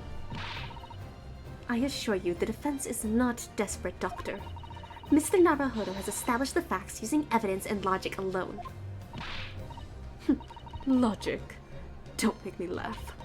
Sadly, your logic has a gaping hole in it. What do you mean? I'd have thought it was obvious. A motive, boy. You're lacking a motive. What possible reason would I have to kill Mr. Osmond? Same reason you had to stab him? Osmond was involved in any number of criminal activities, from coercion to theft to murder. But there is no known connection to Dr. Scythe there. I don't know, he's a real odious man. Hey. I'm rather relieved to say it does seem somewhat far-fetched. True, there's no obvious motive. But there's still something in the back of my mind. I feel sure I've seen something somewhere that hints at why the coroner might have done this.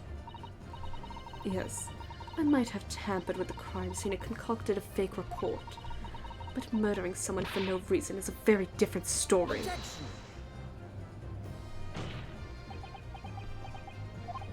No. When you question what possible reason you could have for wanting to kill Mr. Asman,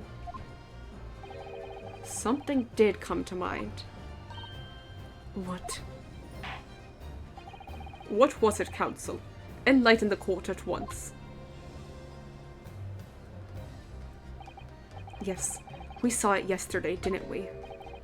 Something that seems strange, but we had no reason to suspect it at the time. Is it in our court record? I don't think so.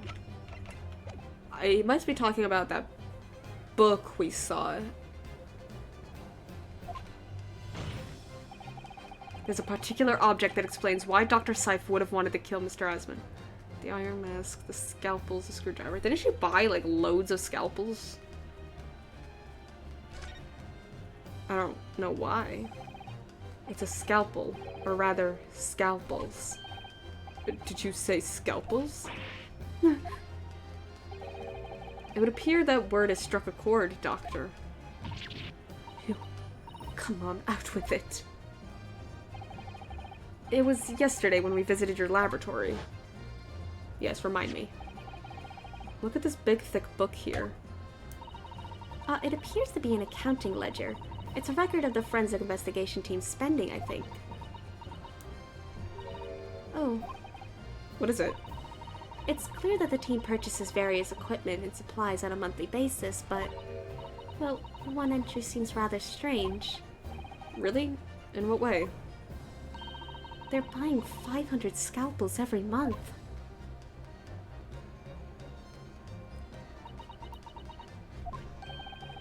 $500 scalpels a month? At first, I wondered what on earth it could be used. She's not actually buying scalpels, is she?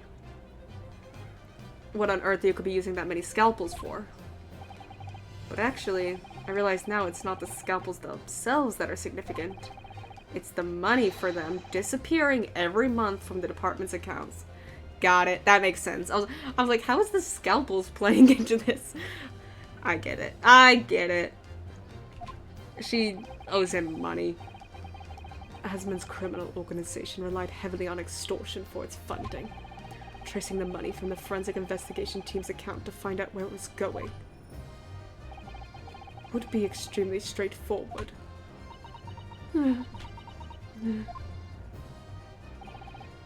10 years ago, when Mr. Asman was still a journalist and wrote this article about Mr. Drebber, he may well have stumbled upon information as he was researching the story. Information relating to Dr. Seif's darkest secret that he would use to rack money from her for the next decade. Her darkest secret? Good lord, you mean? I don't know what happened on the night of that execution 10 years ago, but clearly the opportunity to rid yourself of that menace was too tempting to pass up. So in the end, you weren't coerced at all, were you? You did it entirely of your own free will. You stabbed Mr. Asman in the heart with all your might. To silence the blackmailer who knew your dark secret forever.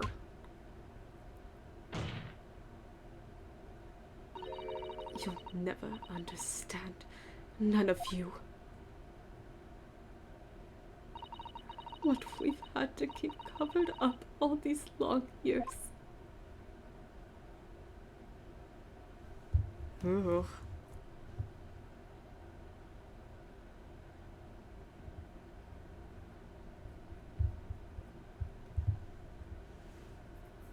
It's so dark and silent. As very little of the machine remains after it was ripped apart by the bomb. The truth of this case can never be properly established unless you speak out. I like Scythe as the villain here. Yeah, it's really good. And if you decide not to, it's very possible that Courtney Scythe will escape punishment for her crimes. Please, sir, own up to what you've done and tell the court the truth about what happened.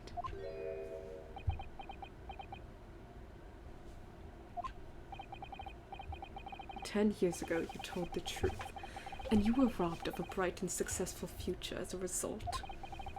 I can certainly understand your bitterness and your consternation now. However, this is surely the chance you've been waiting for, to sever the hold that fate's had over you all these years.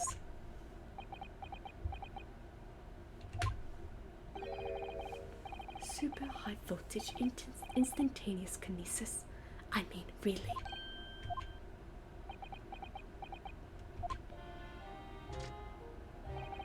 It's the adult-brained mock scientists that are the worst, you know. They don't recognize the fact that they don't have talent. They can't even get that right. Damn. And so they end up chasing impossible dreams, having unbridled faith in their abilities. Oh, you're gonna give Hairbrain a crisis after this. They go on and on about their wonderful hypotheses, their stupid eyes shining like a child's.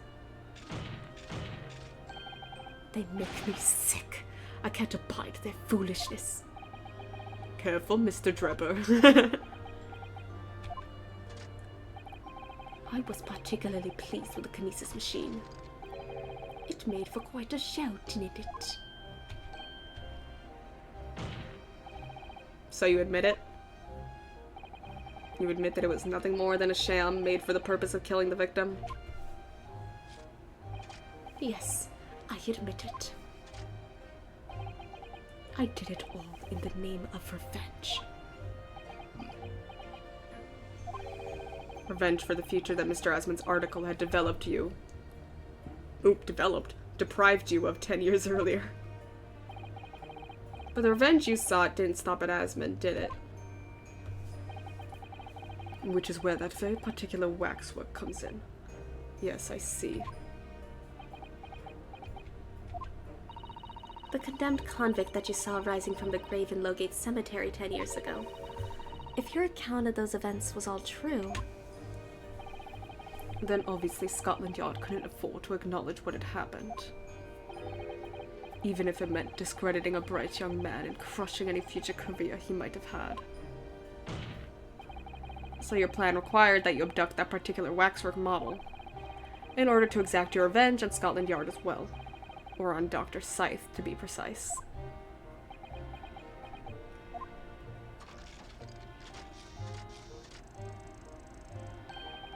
it was a year ago.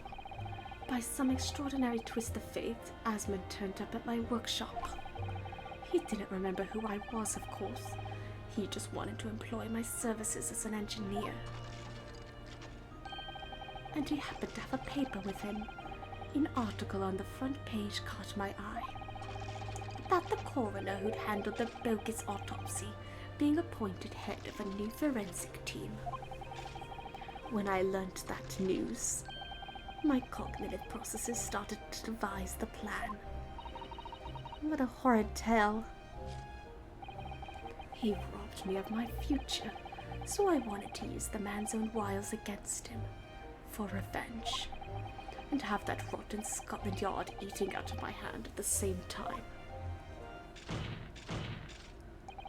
I wanted them all to suffer the same humiliation I'd had to suffer. You know, a point that I've just realized is this professor's face is going to be a big deal because they've still not shown it yet. And I'm wondering why. Why is the face such a big deal?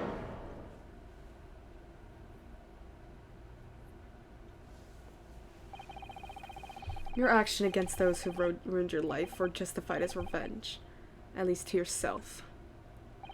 Certainly, no one has the right to destroy another's prospects, especially for purely selfish gain.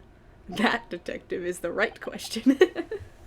And yet, in carrying out your plan, you did exactly that to someone else, didn't you?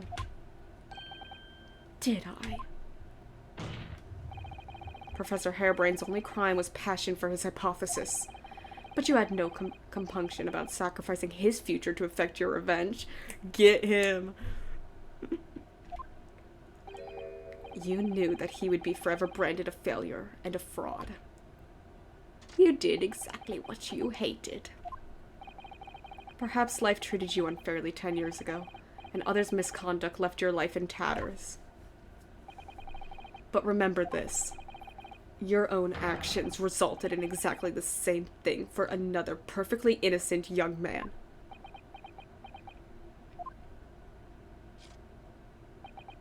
Aye. Ooh.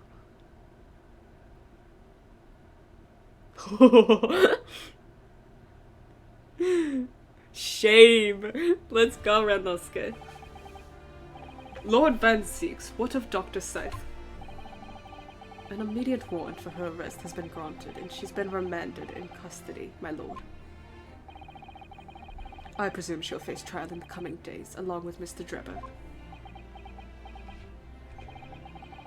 A most regrettable situation indeed. She's made great contributions to her profession over the years. It really is a hard truth to swallow. However, that is a topic for some future occasion. For now, Professor Harebrain. Oh, yes. It seems there was a great deal more to your experiment than you realized. However, I think we can assume now that all the sordid details have been brought to light. This has been a very long and profound trial, but I'm pleased to say you are absolved of all guilt. This whole experience has taught me a very great but painful lesson. I've been, me, this dedicated scientist, this devotee of natural philosophy. I've been selfish and self-centered and, above all, a fool. A foolish fool. Professor. I've spent my life thinking of nothing but my research. Misguidedly believing that I could do whatever I set my mind to, despite my lack of talent. And the worst of it is, in the process, I've caused others pain and misery. Others who are far, far greater people than I. No, Professor. That's not true. Aww. Cute. Don't tar yourself with the same brush as Drebber. What happened was his doing and his alone. This outcome is his fate, not yours. You're not to blame in any way. Lord Van Zeeks, and the derision with which he referred to you earlier, calling you a fool, talentless even. Aww. The man has no idea. Oh, cute. I like when you're nice, Van Zeeks. To believe in yourself and work your fingers to the bone to realize your dreams. That's laudable, not laughable. No one has the right to deride another for such choices. Oh. Thank you, Barrick. Aww. Cute. So, ladies and gentlemen of the jury. Yes, my lord. It is the court's expectation that you find the defendant not guilty of the charge of which he stands accused. I presume there's no objections? None from me, my lord.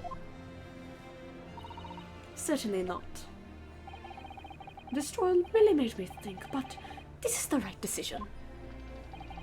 It's all been proven methodically and rigorously.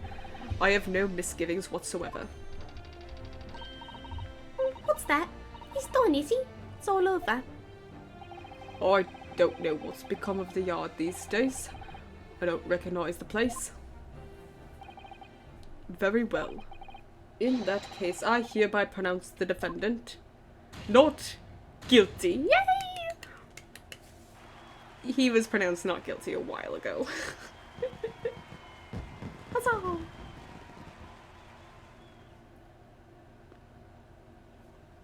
Hooray! Court is adjourned.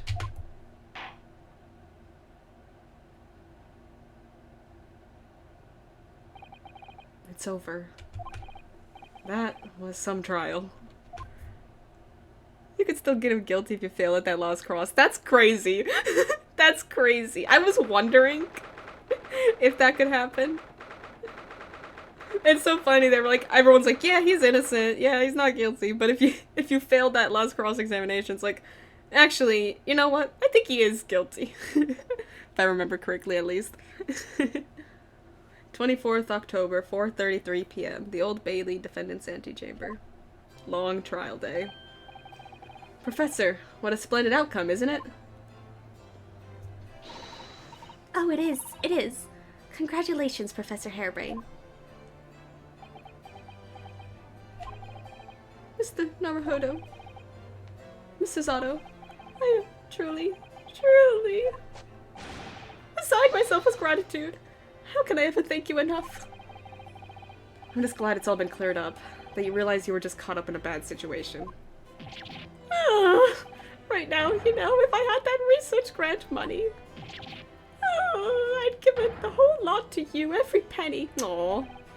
Well, that's very kind, but I'm just a student, so... We don't need any financial reward. Your acquittal is more than enough. That'd be illegal. Oh dear, well, what can I do? Aha! How about this? As a memento. The paper about my hypothesis is inside. Well, just as a memento then. Thank you. I've been wondering, Professor. What are you gonna do now? Oh my. Yes. What am I going to do? My hypothesis and my great machine lie in ruins. But still, it's been too long since I was last in London, so perhaps I'll enjoy some sightseeing. I must explore the Great Exhibition whilst I'm here too, and see if new inspiration hits me. Oh yes, that's a wonderful idea. Who can't allow that? Who? I can't allow that. Oh no. Lord Von Zieks, what are you doing in here? Hi, buddy. Barak? I'm sorry you had to go through that, Albert. Well, if I'm honest, it was terrifying. You were like a great demon behind your bench there, snarling down on your prey. You're one of the few true friends I have. Aww, cute. I couldn't leave it to anybody else to handle the prosecution. Or the defense. Aww. Sorry? Or the defense? Did I just hear that right? Oh, look at him.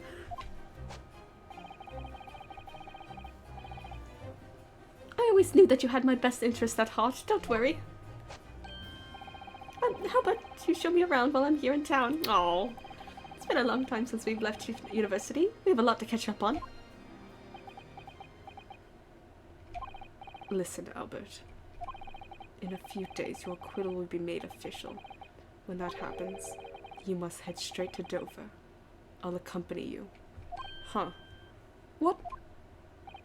From there, you'll cross the channel and make your way back to Germany.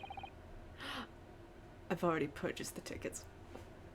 The Reaper curse. Oh no. I was like, why? Why is he telling him to leave? Oh. Oh, that's so sad. He can't even hang out with his friend. But no, hold on a minute, Barak. What about the Great Exhibition? This is the chance of a lifetime for me. I want to look around. No. No sightseeing, Albert. Give up on that idea. So sometimes it's hard to see any warmth in those eyes, Barak. Lord Von Zieks. What's all this about? Come on, Renoska. I think you could piece together what he's on about. Unnecessary precaution. Oh. Yes, I think I understand. You do? Well, Iris told me that when you met Lord Von Zieks in his office some days ago, he asked how Mr. Nutsmay was doing. Yes, that's right. I remember being surprised at the time and thinking it was nice of him to ask.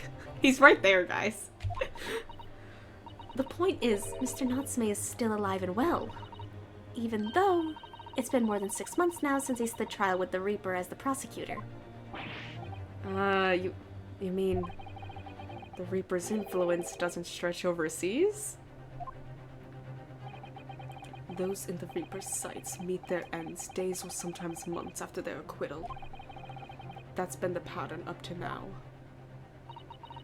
But of course, we know that both Mr. Natsume and Gina were completely innocent. True. And perhaps that governs the Reaper's actions. The truly innocent are spared. But I don't want to take any chances with a close personal friend. Oh, oh, Barrick. Like the mustached Nipponese, this man should leave the country without delay. That's why I'm packing him off to Germany at once. Right. Does your French-shaped package get any say in it? Goodness. Was this your intention all along then, Lord Van Zeeks? Maybe. In court, where people think of him as the Reaper, this man seems absolutely merciless, and yet sometimes I feel as though I don't understand him at all. It's time to go, Albert. Back to the prison for the time being. Oh, yes, alright. Well then, Mr. Naruhodo. Thank you so much for everything. Of course, buddy. Not at all, Professor. It was a pleasure getting to know you.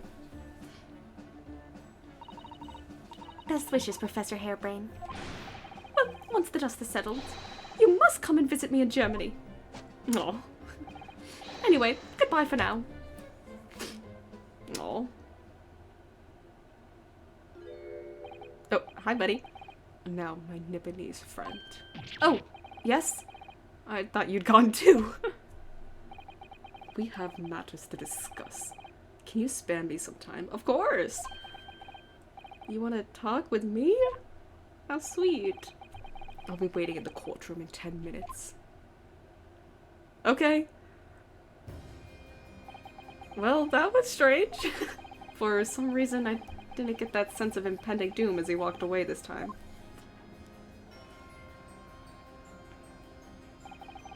The enigma Barak von Zeeks. What does he want to discuss, I wonder? Answer awaits in the courtroom, I suppose. Here goes, then.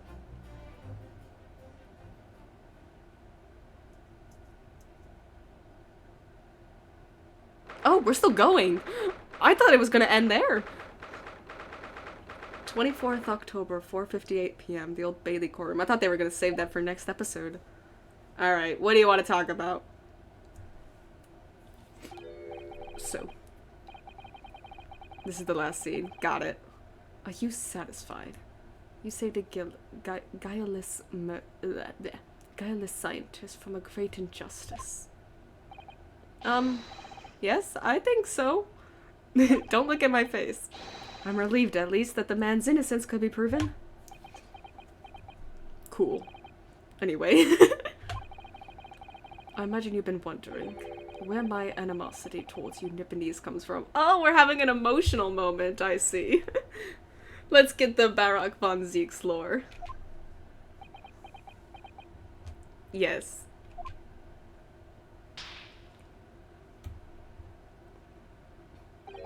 Well, at first I thought you just didn't like me. Cute. I imagine you saw me as a pretentious child from an unimportant land who had no business being here. Fair enough. But now I think differently. I think you're just...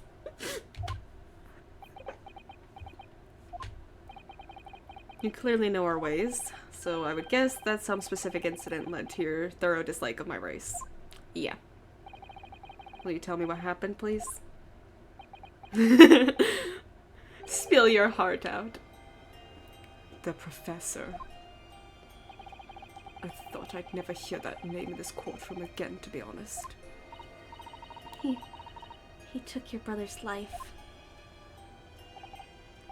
Clint. My brother was Clint Van Zeeks. 16 years ago, when I was still just in my teens, he was already the director of prosecutions and a key member of the judiciary. I looked up to him. He was everything I aspired to be. Aww. he was involved in the establishment of justice systems in foreign countries as well. There were exchange programs between Britain and other nations then too, to share knowledge and ideas. As part of one of those programs, 3 judicial students came to Britain from your homeland, the Empire of Japan. Okay. Oh, if it was Oh! Professor Mikotoba! If it was 16 years ago, then one of them could have been my father. Of course. I remember Dr. Mikotoba well. I had no idea. I was a minor at the time, training at the prosecutor's office. One day, Clint introduced me to the 3 visiting Nipponese. So, you've actually met my father. He and his colleagues were polite and amicable. They were adept at their work and exacting in their standards. It was my first encounter with the Nipponese spirit, and it made a very great impression upon me. But 6 years later, that's when it happened. The investigation was going nowhere. There were no suspects even. Just an ever-growing list of victims. And in the end, my brother became one of them. The last, in fact, before the case was finally resolved. I'm so sorry, Lord Van Zieks. Truly. Clint was always ready to put his life on the line for justice anyway, so he wouldn't have wanted it any other way. He lost his life to the killer, but it was his victory in the end. For me personally, though, it was a great loss. I found myself in a very dark place indeed. Aww. Aww. When I finally found out the killer's identity. He knows the identity. The reason why no one had been able to catch the man sooner ceased to be such a mystery. He'd been hiding in plain sight all the time. No shot. In plain sight? Are you aware of political events 10 years ago? It was a period of extremely sensitive diplomacy between the British and Japanese empires.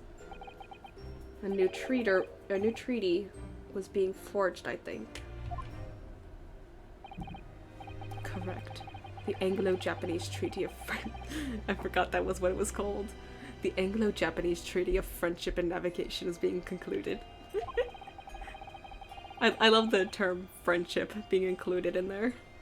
The leaders of both countries were deep in extensive political discussions, which is why this particular killer's appearance in court was conducted as a closed trial. If the British public had known the identity of the killer, not only would the treaty have been in jeopardy, but our 2 nations could very well have ended up at war. Okay, he was Japanese, got it. What? A war? Between Britain and Japan? But that would mean... Oh my. I mean, they say the professor was...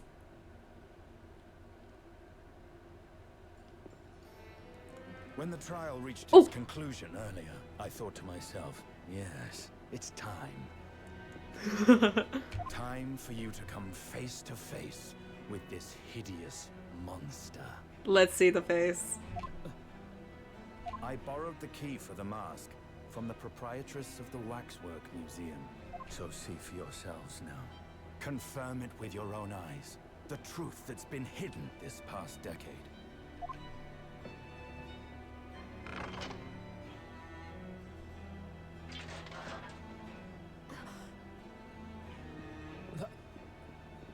That's the professor? Yes, that's him. Until now, the thought never even crossed my mind. That the mass murderer, whose crimes shook Britain as never before, was Japanese. Wait a minute. That face. What? She recognizes the face? I feel as though I've seen it somewhere. No. Strangely familiar. Uh-oh. Uh-oh.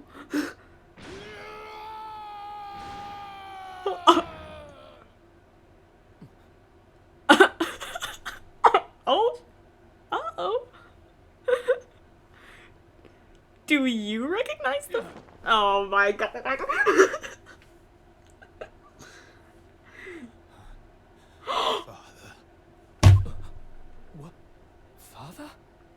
No. No shot. Before you end stream, watch this clip I made of your last stream. Oh, I will. What? Oh my god.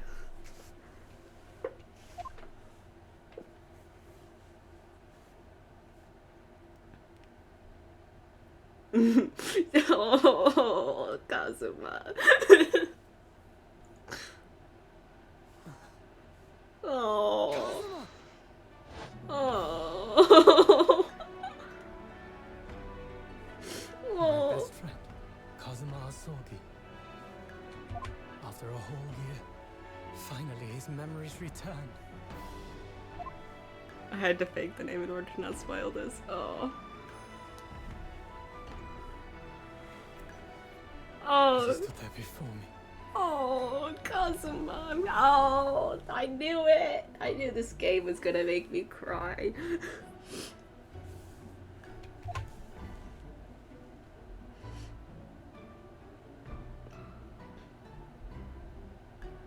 Ryunosuke. Oh! Oh, my heart. Oh.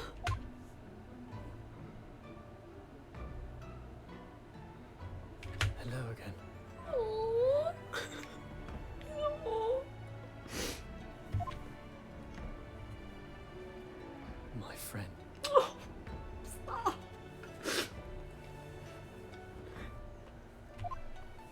Kazuma-sama!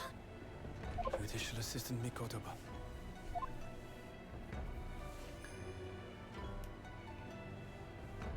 Von Zeeks must be so confused right now. A very long road. Oh. Thank you. Oh. Thank you for guiding my friend here when I could not. It was an honor. Oh. I knew you wouldn't die that easily. Kazuma. No. I owe you thanks too for taking good care of that in my absence. Oh, Oh, the sword. Karuma. Great blade of the Asogi clan. Passed down through the generations. When we left Japan, this sword was at my friend's side. A Japanese man's katana is his soul. He couldn't be parted from it. But then, when the incident happened, it was Susato-san's wish that I inherit the sword, and I've kept it with me ever since, along with my memories of the friendship we shared. Oh. With this by my side, I always felt that you were watching over me somehow.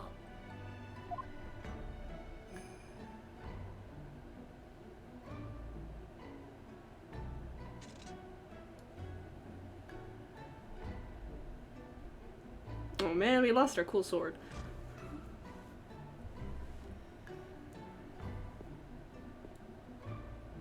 Yeah, can we get back to this topic though? At last.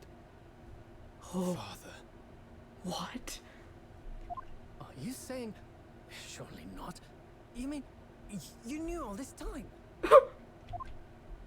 I'm looking at it. But... I still can't believe it. This mass murderer is Kazuma's father. That's messed up.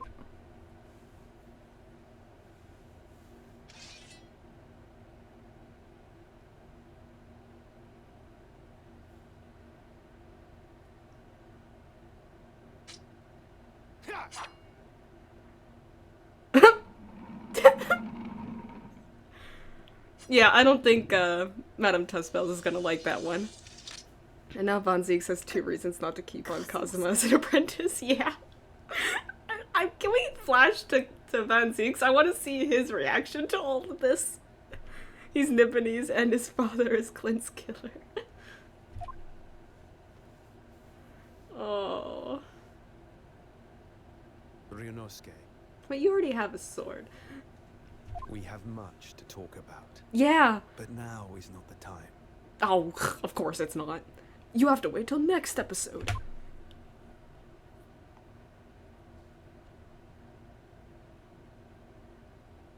I'll be seeing you. See you later. Bye. I love you. Oh my god. That's all Kazuma said. Before he turned and left us there, in the courtroom.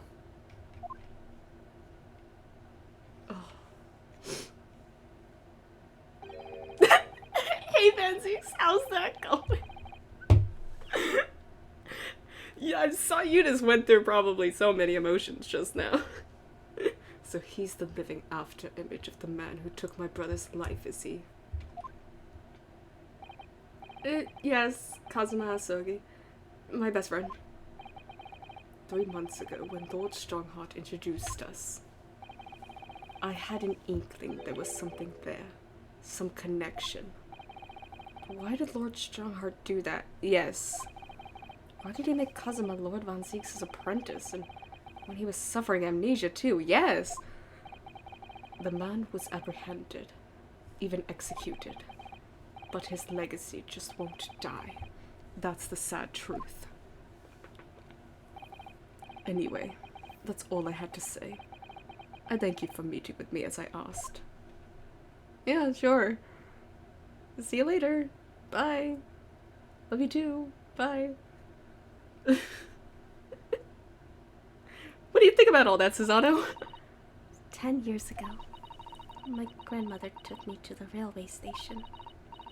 We were there to meet my father from the train. For me.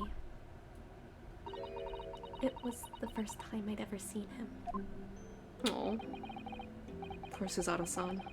All this is tied up with painful memories for her too. She's never talked about this with me before, though.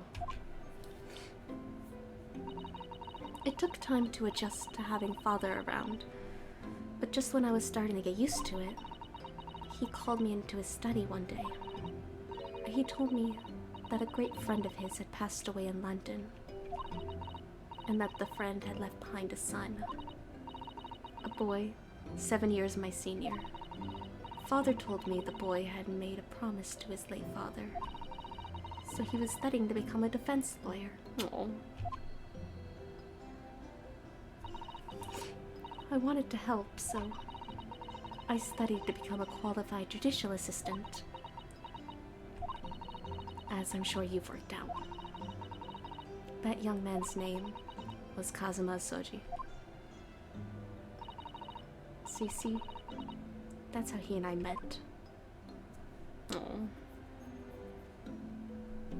For a brief moment, my great friend had returned, only to disappear again all too soon. At least you know he's alive this time. But in that fleeting encounter, something stirred. Something that had been dormant for a long time, as if great wheels had been set in motion. I could almost hear them creaking into life. In some ways, it was the end of a chapter, but in many, it was the start of a new one.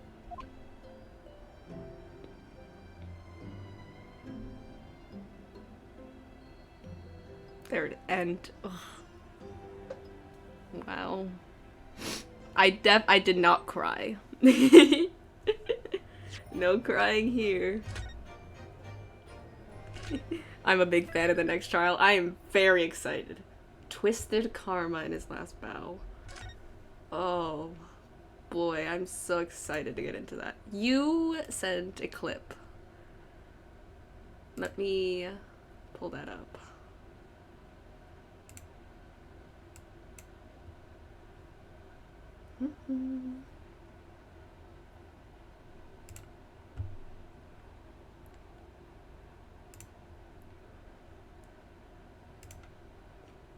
Let me add that.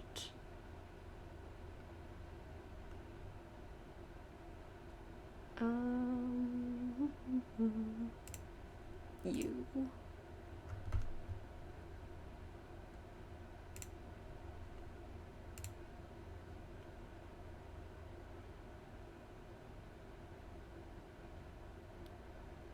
That's a big... There we go. I've mentioned it a couple times, but that's a big recurring theme in this game, is things Nice coming back to play. life. There's the professor, there is the whole thing with where's the audio? Shamspear, there's Kazuma. No audio? That's a big... Shoot. I've mentioned it a couple times, but that's a big recurring theme in this I'll just play game, the audio is from things the coming actual back to life. There's the professor, there is the whole thing with Shamspear, there's Kazuma. Things coming back to life. There's the professor, there is the whole thing with Shamspear, there's Kazuma. Kazuma. Kazuma. The real title of the clip is like father, like son. No. Oh. Oh, Kazuma and the professor. Man. Oh man, what a case. I did not expect that reveal to happen at the end of this. I wanted to scream that when you said that. Oh, amazing. Oh my god. This case was really good, and oh, that ending. Kazuma and the professor. Literally, I went around to all my Ace Attorney friends to scream that. Oh my god. Well, my friends, with that insane note, that is it's only uphill from here. Oh, I bet there's gonna be no more crying from me. Thank you so much for joining me. I'll be back again tomorrow where we're gonna start episode 4. The next trial is an utter delight. I am both scared and excited. Let's see who's live. What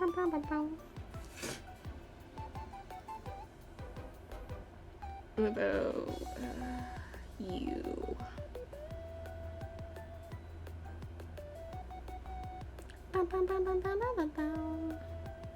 Golden Nova YGO. Sure, we can do that.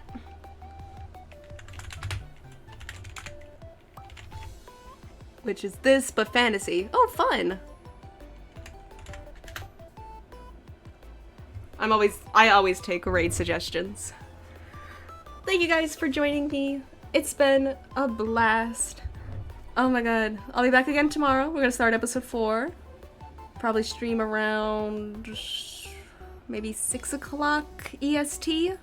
We'll see. Yeah, thank you guys for joining me. What a game. I love this game. I can see why people really like the Great Ace Attorney games. It's definitely been growing on me every single time. I love it. I'm obsessed. Thank you guys for joining me. See you guys tomorrow. Sending you off at 5.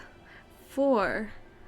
Great Ace Attorney 2 is one of my favorites. I'm loving it so much more than the first game already. And the first game was amazing, so that says a lot.